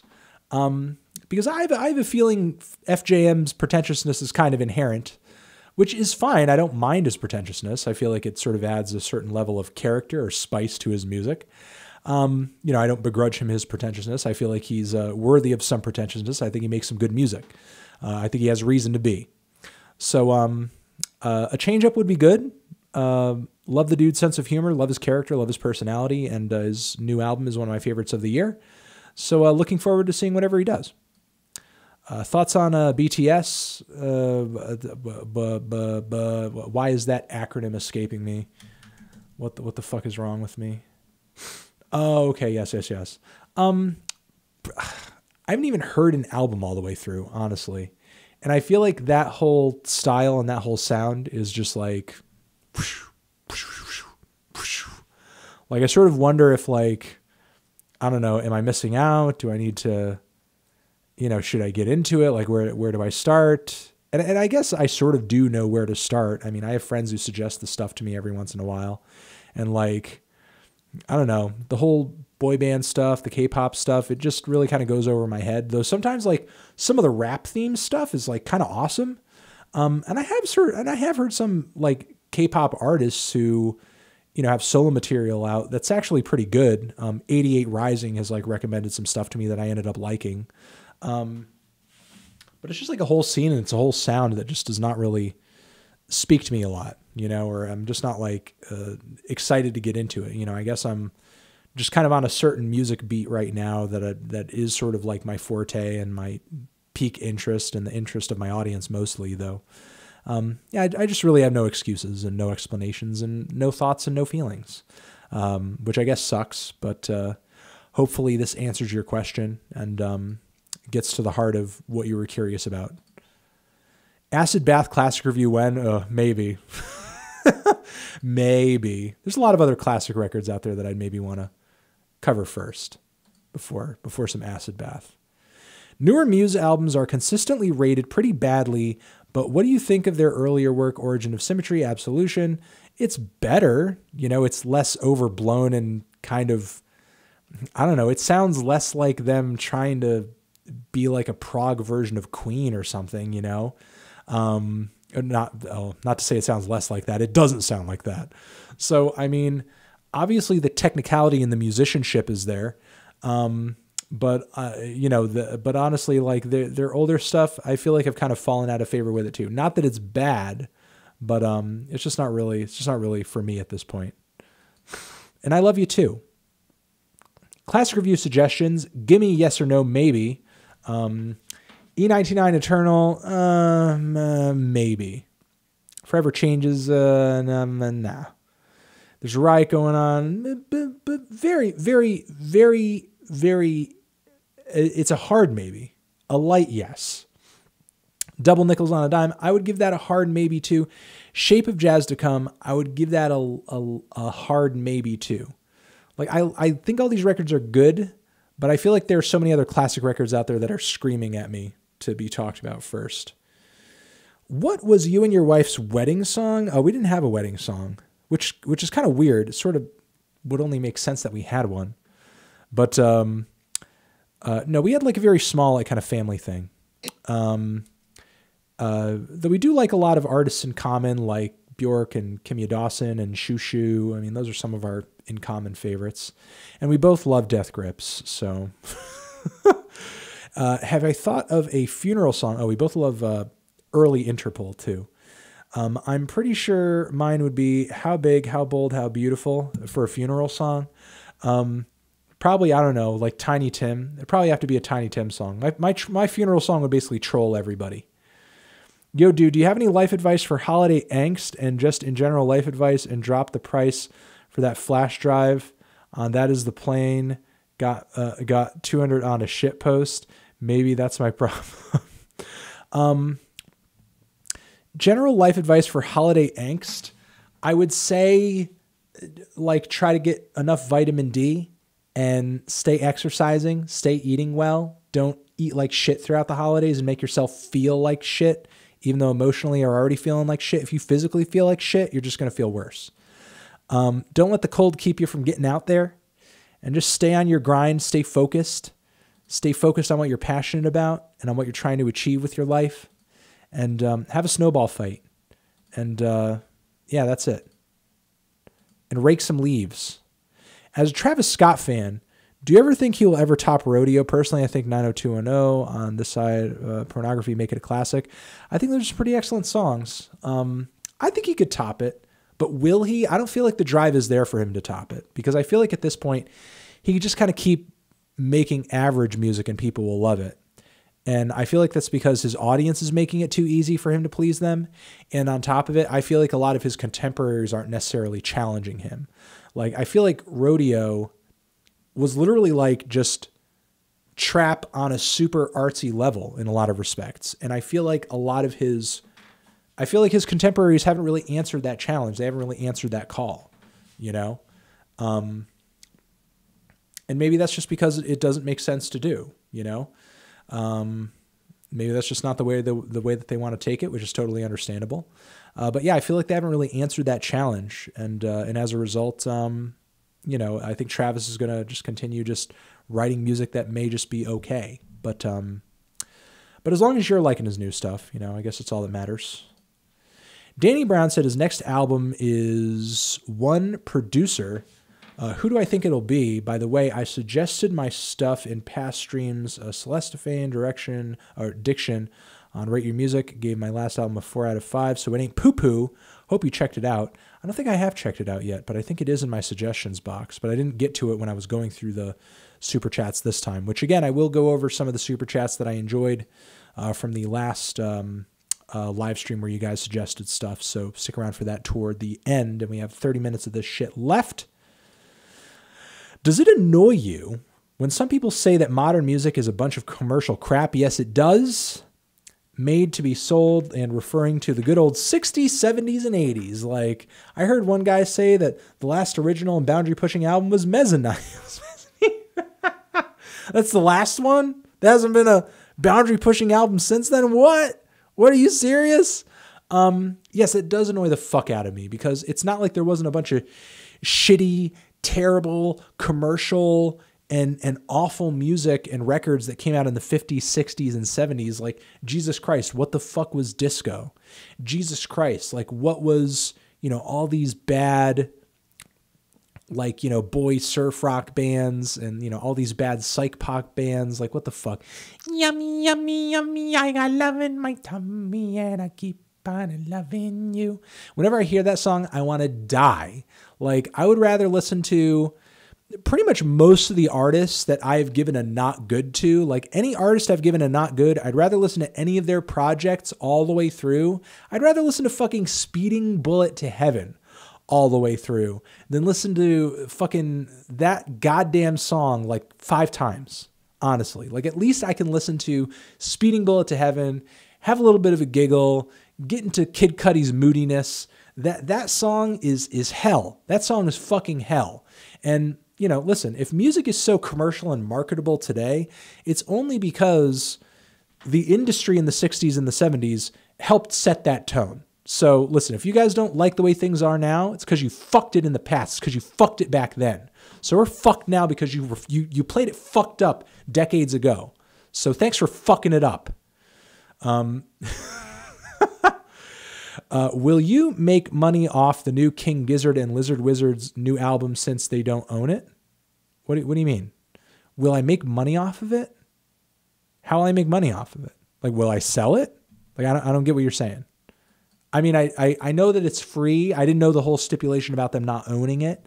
I don't know what that means. Like, will I sell it? I don't know what that means. I guess I would have to see. Though personally, I would feel weird about making money off of the new King Gizzard album. But I guess I'll look into it. It is intriguing. Hit me up on Twitter. Explain to me, like I'm 4 years old, what exactly Hop Hayes is getting at. I'm curious. Do I consume any independent media other than Secular Talk? Personally, I like the David Pakman Show, Majority Report. I don't watch Kyle as much after hearing his views on Russia, among other things. Yes, I actually do watch David Pakman. I do watch Majority Report. I do watch Jimmy Dore. I do watch Kyle. I'm trying to think of who else on YouTube. I watch a little Young Turks here and there. Sometimes they're a little like bland, but I do watch a little bit of their stuff. Sometimes I will watch Ben Shapiro just to see what he's saying, because he's just kind of a conservative voice who puts his points in a way where he doesn't sound stupid. Like, he just kind of gets to the core argument and principle of whatever he thinks and says. Like, he's not so full of bullshit that that I can't stand to listen to him. Every once in a while I'll see whatever he's saying just to see what he's saying. And outside of that, like a few skeptic channels here and there, though I think a lot of them have sort of fallen off and gotten tied down into the whole drama thing. Like seeing Dave Rubin do that interview with like Blair White and the Red Pill Black Girl or whatever, that was like, how is that conversation going to be enlightening even a little bit? Like, that was just like a dumb drama thing, and for them to be just like going at each other, like, it was just really stupid and just really pointless and just like honestly insulting to the audience to assume that they would want to see such a stupid thing. Hey, Melon, you going to review the new Willow Smith and Jaden album? I know Willow has a new one out and I have not tried it yet, but I am curious about the new Jaden. Let me see. Willow. Let me put that on my calendar. I am definitely curious about the new Jaden. I thought his debut single was going to suck. I tried it. It was kind of good. It was actually kind of really good. So I'm curious about the new Jaden. I'll be honest. Disappointed you didn't cover the By Mooey Drugs self-titled, very experimental and forward-thinking hip-hop. Honestly, I was listening to it. It didn't really do anything for me. I mean, I'll put it back on my calendar. But it really didn't do anything for me, honestly. Like, I think that a review at the time that I was listening to it, if it came out, probably would have been a negative review. And I just didn't see the point in sort of doing that at the time, honestly. But maybe there is something to it. But if there is, I just did not see it at the time. Honestly, like the beats to me just kind of like got a little tired after a while, and the vocals seemed like a little too obscured for me to really get deep into the lyrics. But yeah. I know you've probably been asked this before. but I haven't seen it anywhere. Favorite Death Grips album? For me, it's personally The Money Store. I would say The Money Store too. Laughing stock for Classics Week, seconding a suggestion from the last stream. Maybe. Possibly maybe. Super maybe. Do you plan on doing a formal review of Your Movie Sucks album next year? Also, check out Living and Growing by the Felt Tips. Sorry, guys. I will take that recommendation. I'll save it. And I don't know about Adam's album. I would have to hear it to sort of make a final decision. And there probably will be a lot of requests for it. And I am legitimately interested in what Adam is going to do on his new record. And kudos to him for like actually getting a song on that new Blondie album. Like they literally found a song from one of his older projects, covered it, and it made it on the new Blondie record, which I was not a huge fan of, but I actually kind of liked their rendition. They certainly brought something to it, you know, with it being higher quality and better studio recording and all that stuff. What are your personal favorite rappers? Like, do you happen to have a top 5 list? Not really, honestly. Though, I mean, some of my favorites, probably like Chuck D in his prime, KRS-One in his prime. I'm trying to think of who else. Ghostface Killah. But you know, in his prime, obviously, though that is a very long time. Ghostface is really good for a long time. And I'm just trying to think of like classic guys right now because people say top 5, you know, but honestly, like a lot of these newer guys too, I think are fantastic. I think Kendrick Lamar is fantastic. I think Billy Woods is really idiosyncratic and fantastic. Bus Driver is certainly still one of the most unique rappers out there right now today after all these years. And still, like every once in a while, I still go back to Perfect Hair, and that's such an amazing album. You know, and still like incredible respect to guys like Aesop Rock, LP, you know, those are probably some of my favorites. Is Milo the modern day Doom? No, I would not say that. And also I think I missed your last super chat. Maybe I did. And if I did, I apologize for that. But is Milo the modern day Doom? No, I do not think so. I don't think anybody is the modern day Doom, honestly. I don't really think, no, I don't think anybody's the modern day Doom, to be honest. Hey, Anthony, have I thought about reviewing Bath's newest album?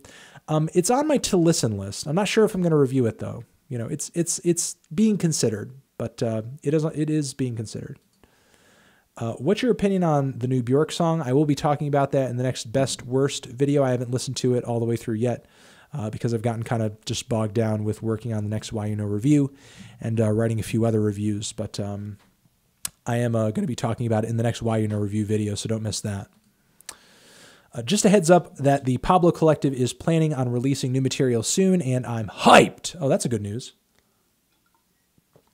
Shout out to the Pablo Collective. Didn't they just have some new music out that I thought was okay? Hey, Anthony, I'm gonna cook for my vegan girlfriend and surprise her soon. Do I have any delicious recipes I can borrow? Oh, good question. You should take some chickpeas and do, or you know what would be a good vegan recipe? Vegan Black Metal Chef. Look that up on YouTube. Vegan Black Metal Chef has a great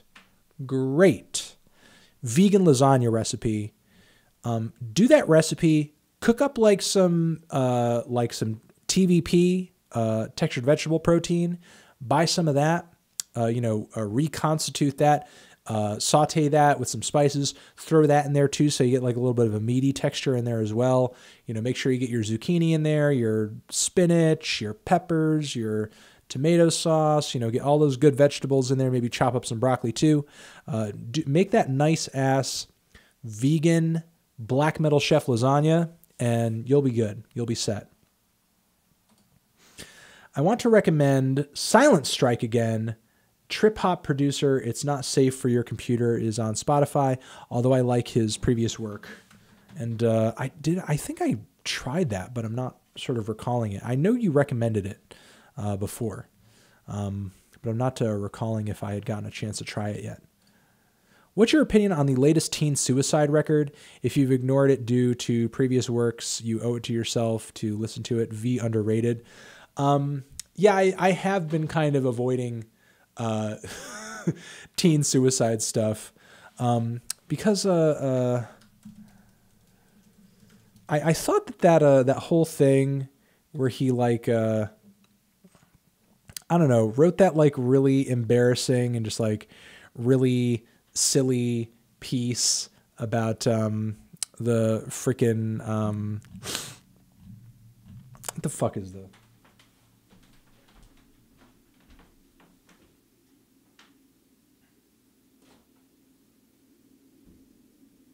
Frank.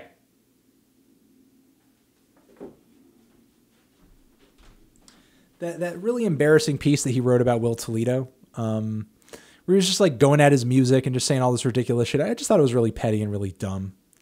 And I know that thing probably, that sort of thing probably shouldn't prevent me from listening to a particular artist's album, but I felt like it was like such projection. Everything that he said about Will's music, that he hated about Will's music, applied to his music like tenfold. And I guess that really kind of turned me off about it. Like, to me, it just seemed like so pot calling the kettle black, or just like, how low are you on self-awareness that you would basically say all this shit about this other dude's music. And it's like, you're so much more. I feel like he heard his own album and he mixed it up with Will's. He's like, whoa, what is this guy who I've been hearing so much about? His music's not really that good. And, meanwhile, it's actually just your album and you got kind of mixed up. Thoughts on Television's Marquee Moon, classic fucking record. Amazing guitar playing on that album. I don't know what it is about the guitar playing on that record. Like, I don't know what it is about the playing, the guitar tone on that album. It's just so unique. It's just so special. Just no other guitar album sounds like that guitar album. I don't know what the fuck they did. I don't know what the hell happened, but no other record sounds like that record. And it's just such a special album. Yo, Antho, what is specifically that you don't like about Devo's rendition of Satisfaction? Also, how do I feel about Oingo Boingo's discography? Oingo Boingo's discography is pretty hit or miss. But what is it that I don't like about Satisfaction?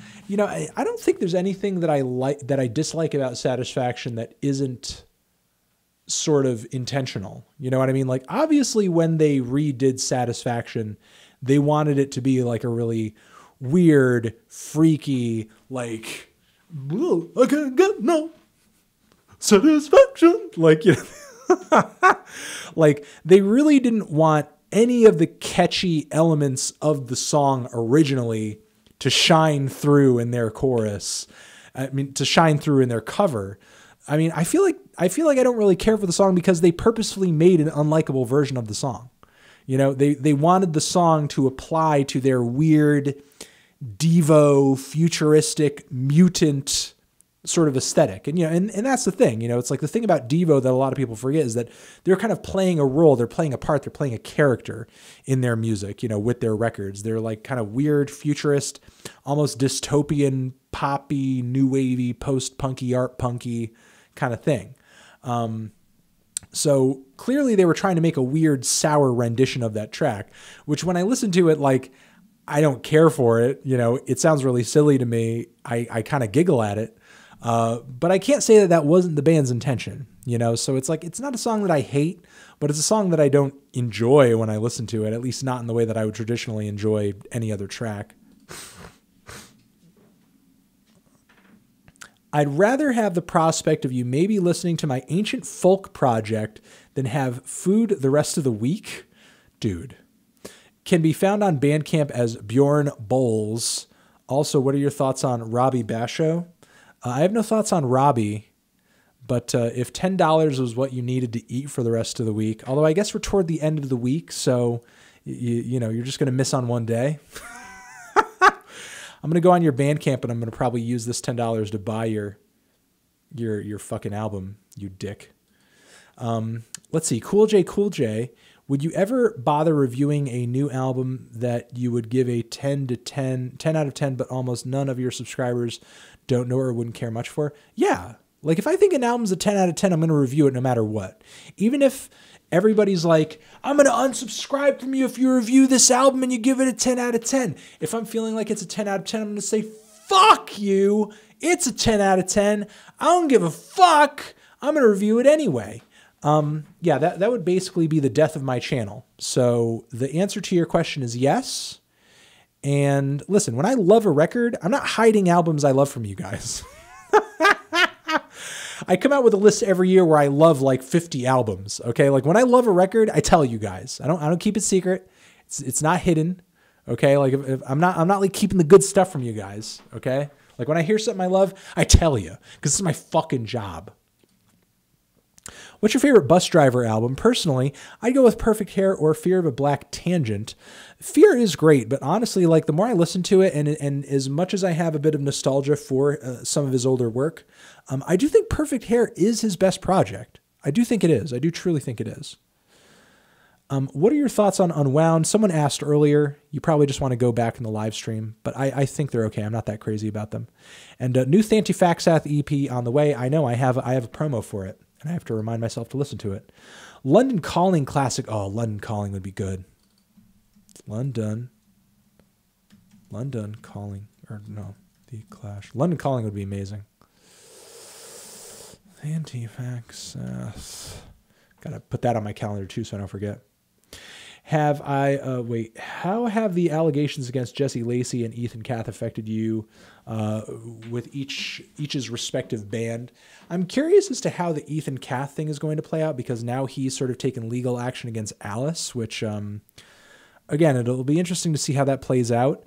I personally have not really been a big Crystal Castles fan as of late, and I feel like Ethan has already greatly disrespected Alice with just how he replaced her with somebody who is just basically a total ripoff of her. So honestly, I've been off the Crystal Castles bandwagon already and already grossed out before everything Alice said.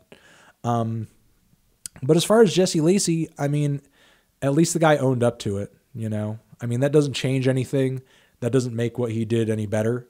But I'm glad he owned up to it. I'm glad that he didn't just kind of dodge those allegations and, you know, and not that you should just own up to things if you didn't do them. I trust that he owned up to it because he did it. I mean, it certainly sours the view of the band, my view of their music. I mean, I was never the biggest Brand New fan anyway, but, you know, it certainly puts any chances of, you know, people were saying, oh, will you do a Brand New worst to best? I was sort of thinking about it, but, you know, in light of this, that's definitely a no. It's definitely a no. But yeah, it grosses me out and it saddens me. You know, it really saddens me that, you know, somebody would sort of mistreat a fan in that way. You know, it's like this person obviously looks up to you in a certain way and they sort of hold you on a pedestal and you have a certain amount of influence over that person that I feel like it's wrong to kind of take advantage of in such a way where you're hurting them. You know, you're kind of leaving mental and emotional scars on that person. And that's just really not, it's really not right. You should check out Dax. He's a rapper that does pack mixes in original music. I Want is Pure Fire. He's a hidden gem in the rap game. Okay, I'll check it out. Thank you for the reco, Brecco. Do I plan on doing anything on the new front bottoms? That is going to be in the next Why You Know review. It will be in the next Why You Know review. I just recorded it yesterday. And you should do Vespertine on Classics Week this year. I am going to do a Bjork, you know, review of the new Bjork album, and I do want to have my next worst to best be a Bjork worst to best, so I'm probably going to be Bjorked out after that.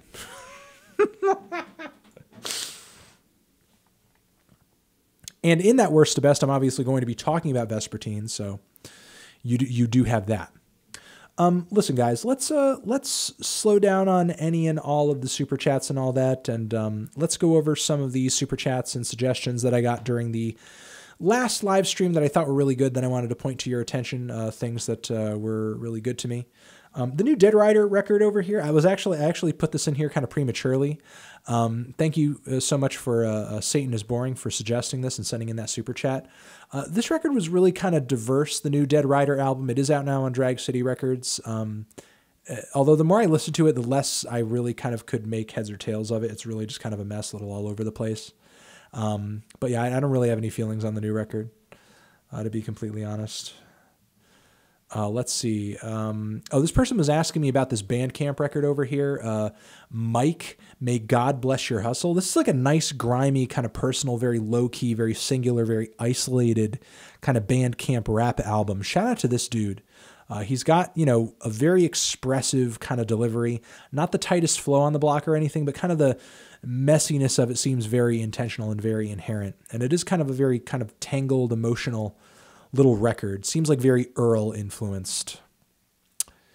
This is a stellar little recommendation over here. I actually threw this up on SoundCloud, not on SoundCloud, on Twitter.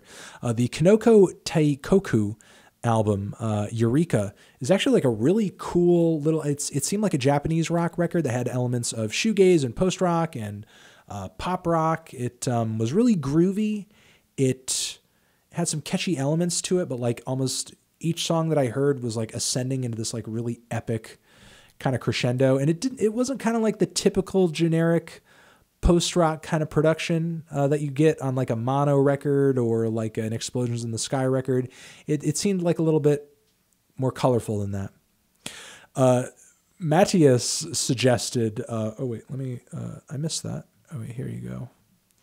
He suggested Ron Jarzenbeck, and I think I had said in that live stream, I was like, oh, is this prog? You have to like have some kind of metal, like progressive whatever if you're gonna have that fucking name.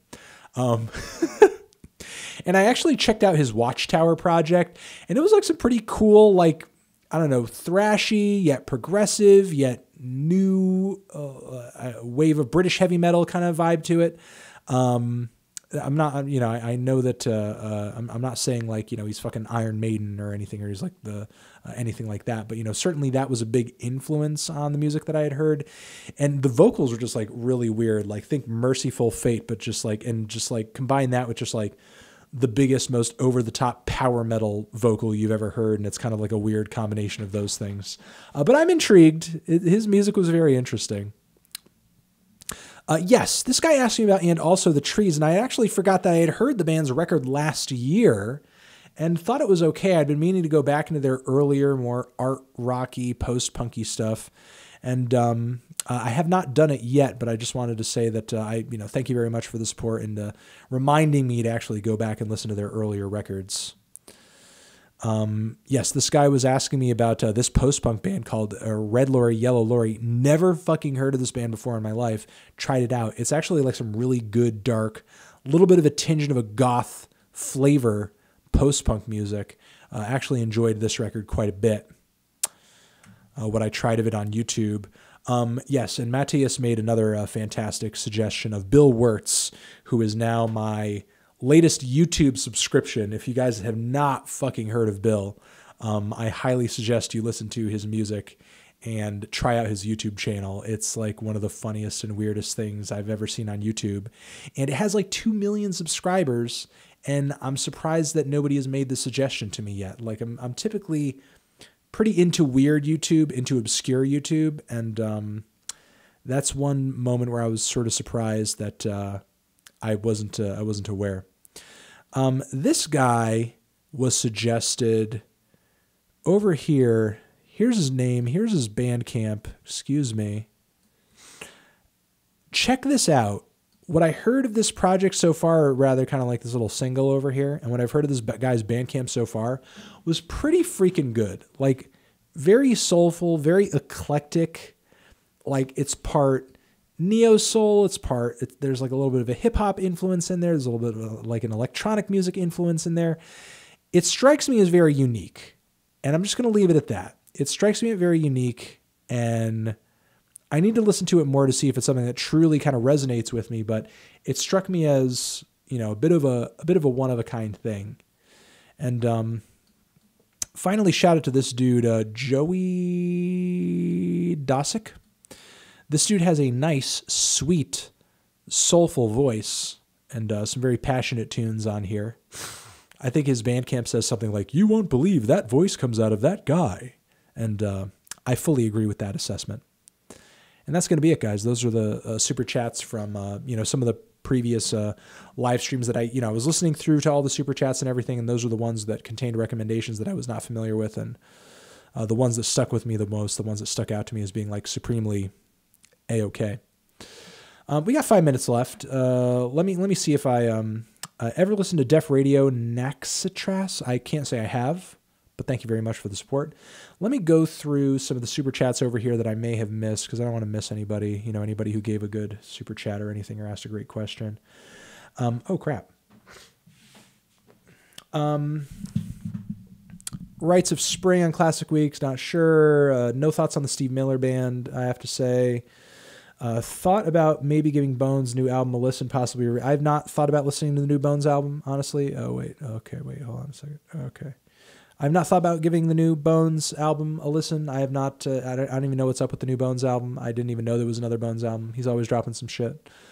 Shout out to Bones, though. I don't know. Let me look up Bones Twitter.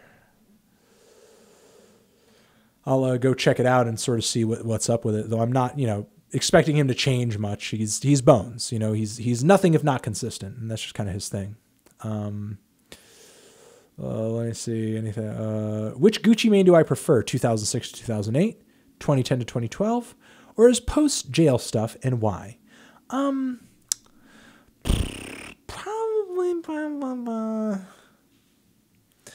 I like that Gucci is clean and taking care of himself now. I would say musically, I would probably admire 06 to 08 Gucci Mane like a tad bit more, since the sound and everything was a bit fresher. But personally, on a personal level, I prefer the new Gucci Mane. I prefer the new Gucci Mane. I love that he's doing well, and I love that he's doing well. Let me see anything that I missed. It looks like I got that one. I got these. Got that. Thank you very much, Prango TV. I don't want to miss anything. Ba ba ba ba ba ba ba ba ba ba ba. What rating did you give St. Vincent's Actor from 2009? I don't even think I reviewed that album in 2009, and that's because I mostly sucked. And I actually didn't review a lot of records in 2009. I think I reviewed maybe like a handful of albums in 2009. Like I had an 2009 list, but I did not review very many records, and I was like not very good at keeping track of new music. I was actually really terrible at keeping track of new music when I first started doing this. So that was a year when I think I missed out on that record and was just basically learning the ropes of, like, you know, when you guys say to me, hey, how do you find out about new music? If you asked me that in 2009, I'd be like, I don't fucking know. I'm fucking terrible at finding out about new music. Leave me alone. So I was not employing the tactics back then that I have today to sort of keep track of all the shit that I keep track of. But it is a very good record. I'm not going to say it's bad or anything. Do I think the acoustic guitar will have a renewal of interest in the future? Is it on fingerstyle guitarists to be more progressive and original? I think so. I think ultimately what guitar music needs is just good songs that people want to hear. You know, that's ultimately what guitar music needs. And I don't think the acoustic guitar has completely disappeared. Like, Post Malone plays the fuck out of the acoustic guitar and his fans love it. I think the acoustic guitar is pretty still out there. You know, I still see a lot of people using the acoustic guitar. Honestly, I don't feel like the acoustic guitar has left the building. You know, it's typically the electric guitar with blaring heavy chords and that sort of thing that sort of seems to be a little out of date. You know, the acoustic guitar seems still pretty applicable. Blood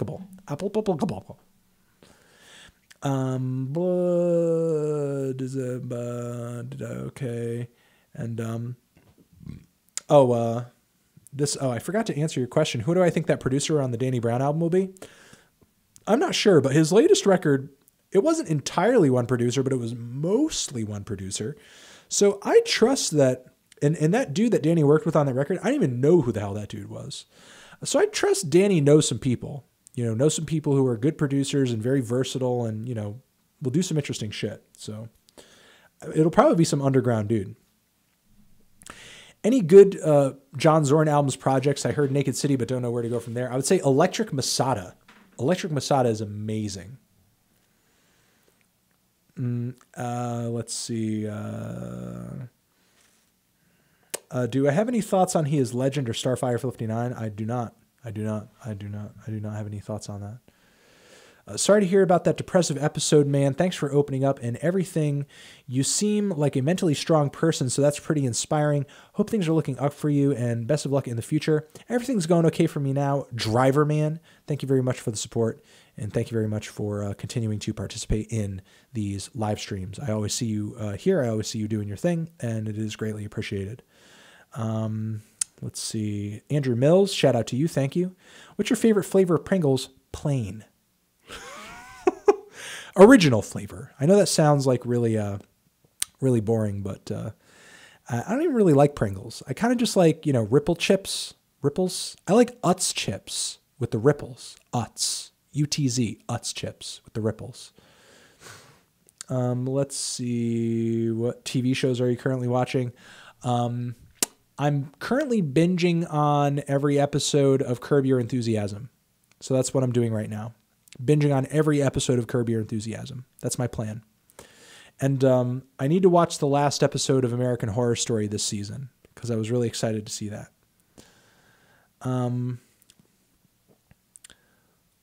Wait, hey, you dude have a birthday. You dude, is it supposed to be yo dude? Have any holiday? Oh wait, hold on a second. Price, my dude. Did you send that question in twice? I think somebody sent in that. Yo dude, any life advice? That is a plain $200 on a shit post. Maybe that's a problem. Okay, wait.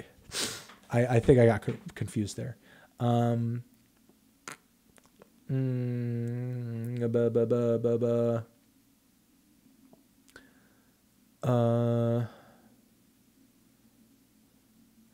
Cal, do you get Anthony? Do you give Cal any money from your channel to compensate his 5-star appearances in your videos? I feed him. Okay, he gets fed, and if he's good, he gets food. Let me see. So screw him.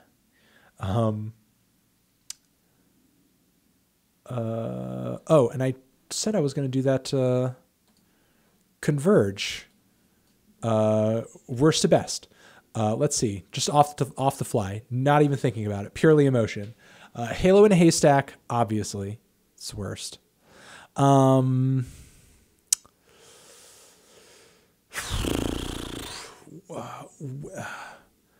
Probably. When Forever and Petitioning are pretty much like equal plane. Going on from there, I would say You Fail Me, Axe to Fall, No Heroes, no. Back up. I'm fucking up. Okay. Back the fuck up. I'm not even thinking with my head. Okay. Redo. So Petitioning and When Forever Comes Crashing, those are on equal plane. I can't even think right now which I prefer more out of those. After that, I would say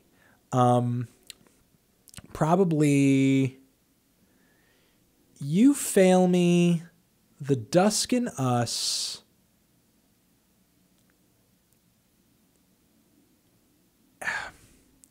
No Heroes, no, All We Love We Leave Behind, No Heroes, Axe to Fall, and Jane Doe. I would say those are probably, or actually, All We Love We Leave Behind might switch with Axe to Fall. Yeah, that's probably the best you're going to get out of me right now. That's the best you're going to get. That's the best you're going to get. What is Arm & Hammer coming up? Blah, blah, blah, blah. I hope you enjoy the new King Giz album as much as the rest of us did. By the way, what is your favorite Re-Nonagon King Gizzard album? What is Re-Nonagon? I know Nonagon. Favorite Re-Nonagon? Like their favorite album since then or before then? Like in your mind, Fuzz is good, or no, rather probably Paper Mache Balloon. If I think I know what you're asking me. I mean, Flying Microtonal Banana? Is it I'm confused. I'm just confused. I think my favorite besides Nonagon is probably Flying Microtonal, if that's what you're asking. Or are you saying pre? You probably said pre. Okay, pre. That's probably what you meant to say. Pre-nonagon fan. Okay, got it. I would probably say paper mache, honestly, because like I feel like In Your Mind Fuzz was decent for what it is, but I feel like paper mache is a more unique conceptual experience. And Quarters is odd. Let me see. Yo, dude, 'tis the season. I am feeling a bit of the holiday. I hate my parents' angst. Any inspirational advice? I think I answered that, but you sent it again, so I appreciate that. But don't hate your parents. They probably mean the best for you. And even if they don't, you're going to be your own person soon, doing your own thing. So stay focused on being able to move out when you have the means to do so. And work on getting those means together. Okay, I think I got that. What's your opinion of Jello's work post Dead Kennedys? He has a lot of good stuff. Like that No Means No record's great. The DOA record is great. The country album with Mojo Nixon is great. Maybe I'm a little biased, but I think all those projects are really good. Lard is very annoying and only for acquired tastes, I would say. Okay.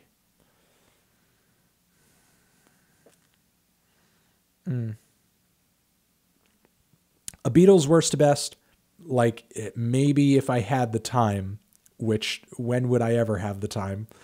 But have I ever given definitely maybe a proper listen? Not in a long freaking time. No, I get your passion for it though. Do I follow record labels? What are 3 of your favorite? Also, here's more cash. Thank you very much. Some of my favorite record labels, probably The Flenser, Southern Lord, and Sub Pop. It's probably some of my favorites. What do I think about Metro Boomin's ability to consistently dominate the charts? How long do I think it will be able to stay on top? I haven't heard a whole lot of versatility from Metro Boomin over the months that, so I don't know. I mean, I think he's obviously going to stay on top for as long as this sound is popular. But I mean, nobody stays famous forever. But I think, it'll depend on whether or not he can pull kind of a, can he be, look, Metro Boomin is good, obviously. But, can he be, who am I thinking of?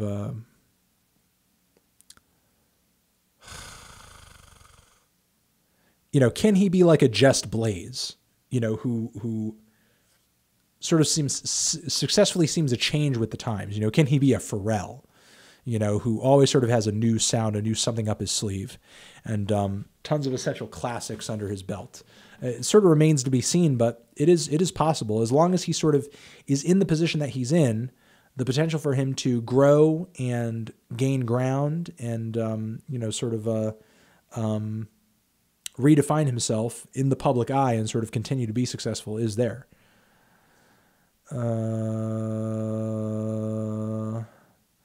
Hey, Andy, can I try and review the Back in Business EP by Lack of Afro? It comes out tomorrow. I will see what's up with that.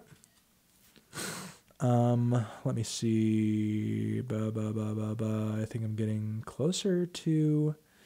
do I listen to much music in foreign languages? Occasionally. Any faves? My faves are the post-punk, Triangulo, Dream Pop, Fishman's from Japan. Fishman's is a good pick, obviously. I really love the new Ibibio Sound Machine. It's probably one of my favorite non-English records of the year. Hey, Anthony, what relatively underground rapper do you think is most likely to find a lane in the mainstream? Personally, I think Ski Mask is bound to have a hit and make it big in the near future. I fully agree. I think Ski Mask is probably the next artist who's really going to kind of come up. I think he has the personality, the lyrics, the technical ability to do it. He's just got to make some better songs. The material he's been coming out with lately just kind of seems like these weird one-off verses and short tracks that, sort of may please the SoundCloud crowd, but it's not going to get him to the level of some of his more popular and more mainstream contemporaries. Though that Wet Nap song is amazing, and he needs more tracks like that. What do I think of Highly Suspect, Frankie and the Witchfingers? I don't really care for them, I have to say. As far as it's highly suspect. I can't say anything about Frankie, though.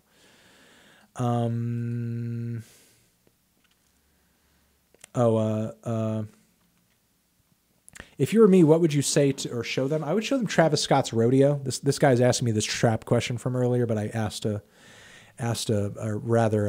forgot a portion of his question. I apologize about that.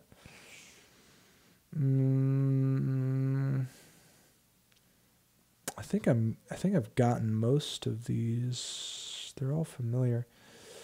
Do I believe Sam Hyde's political views are genuine, or is this an elaborate form of performance art? I believe it's genuine. Obviously, he's a troll, but I believe there's really genuineness to his views, which does kind of like freak me out when it comes to the nationalist stuff. And like, obviously the borders stuff, like he clearly feels that way. He's like made some pretty clear statements on that shit. No, I think, but it even freaks me out even further when I think of like stuff like Pizzagate, like Jesus Christ. It's crazy that anybody thinks Pizzagate is real. Like, I get that people who are in power abuse their power and, all this other shit. And I think, everything we've been seeing coming out of, these sexual abuse allegations and the groping and the Roy Moore thing, like all of that is proof of that. I don't think, the people in power, especially in the political class, are super clean and hunky dory and, not, and have super clean noses. I don't think that at all.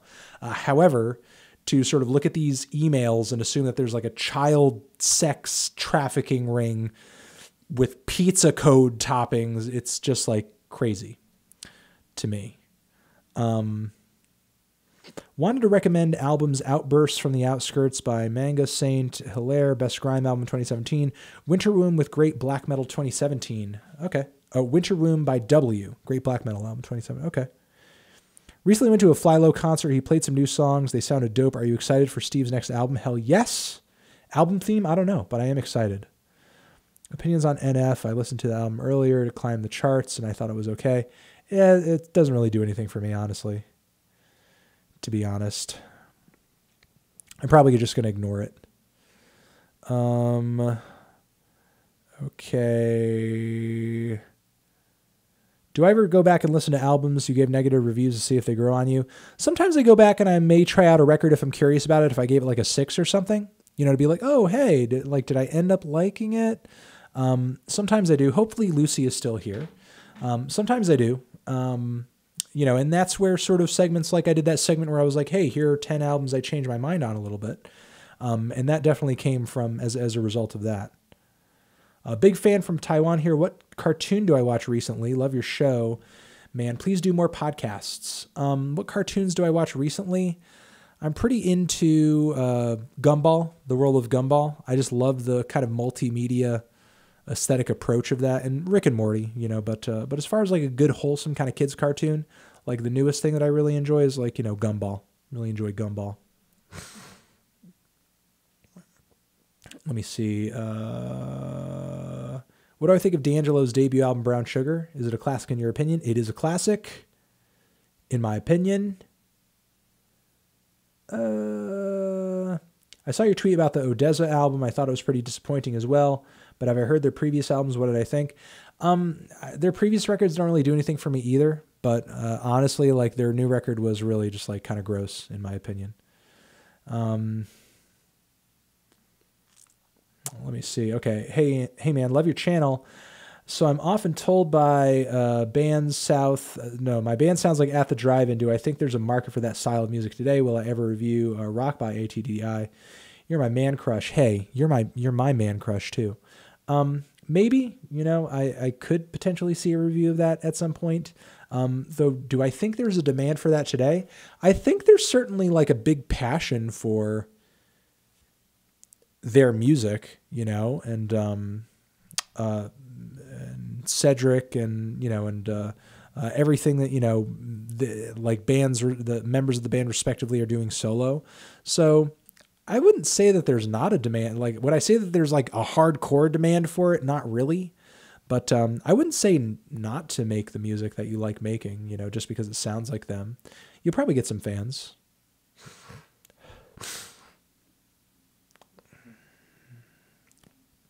What's my opinion on an Elzai's Lead Poison? It's pretty much everything that can potentially go wrong with like a super lyrical miracle hip hop record. Like it's just trying too much, and it's not really that aesthetically pleasing, in my opinion. It may seem a little harsh, but that's my opinion on the record. You listened to Little Dark Age by MGMT. Thoughts? Yes, I did, and I loved that song quite a bit. I thought it was really like actually an amazing change of pace for the band. Super catchy track. I talked about it sort of at length in a Best Worst Tracks video. These recent artists in the hip-hop scene who tend not to embrace conceptual hip-hop, will they have lasting power, or is it a fad? They tend not to embrace conceptual hip-hop? I mean, there's probably some that will, you know, last, even though they're not very conceptual, like Drake. Drake's not very conceptual, but chances are he's going to continue to have a career for years and years. Same thing with Nicki Minaj. She's not very conceptual, but she pretty much has a pretty sturdy career. You know, the Miseducation of Lauryn Hill Classic Review. That would, it's good. It's a good suggestion. It's a good suggestion. It's a very good suggestion. Oh. It's a good suggestion. I'll say that. It's a very good suggestion. Let's see. This person asked me about NF again. No, I do not care for no NF. What are some other great underground rappers like Billy Woods, Open Mike Eagle, etc.? How do I find more rappers like these? Love from Norwalk, Connecticut. Listen to Uncommon NASA, for Christ's sake. Everyone listen to Uncommon NASA. 10 in memory of Peep. Hope you have a nice day and a better tomorrow. Thank you very much, Ryan. Why not check out more jazz albums? Brian Blade's band has a new album. Recent Christian Scott and Ambrose Akinmersire's projects are really good. The new Christian Scott just seems like a little too much, honestly, and there were a lot of tracks on there that I didn't really care for. I have not tried out the Brian record. I have not tried the Ambrose, so I could try those out, but honestly, it's like the jazz reviews, like it's a lot like metal. Like whenever I review it, it's typically only because I'm really into it. And because I don't typically get a whole lot of viewership or a whole lot of requests to review it. So that's typically, I'm not reviewing jazz albums all the time.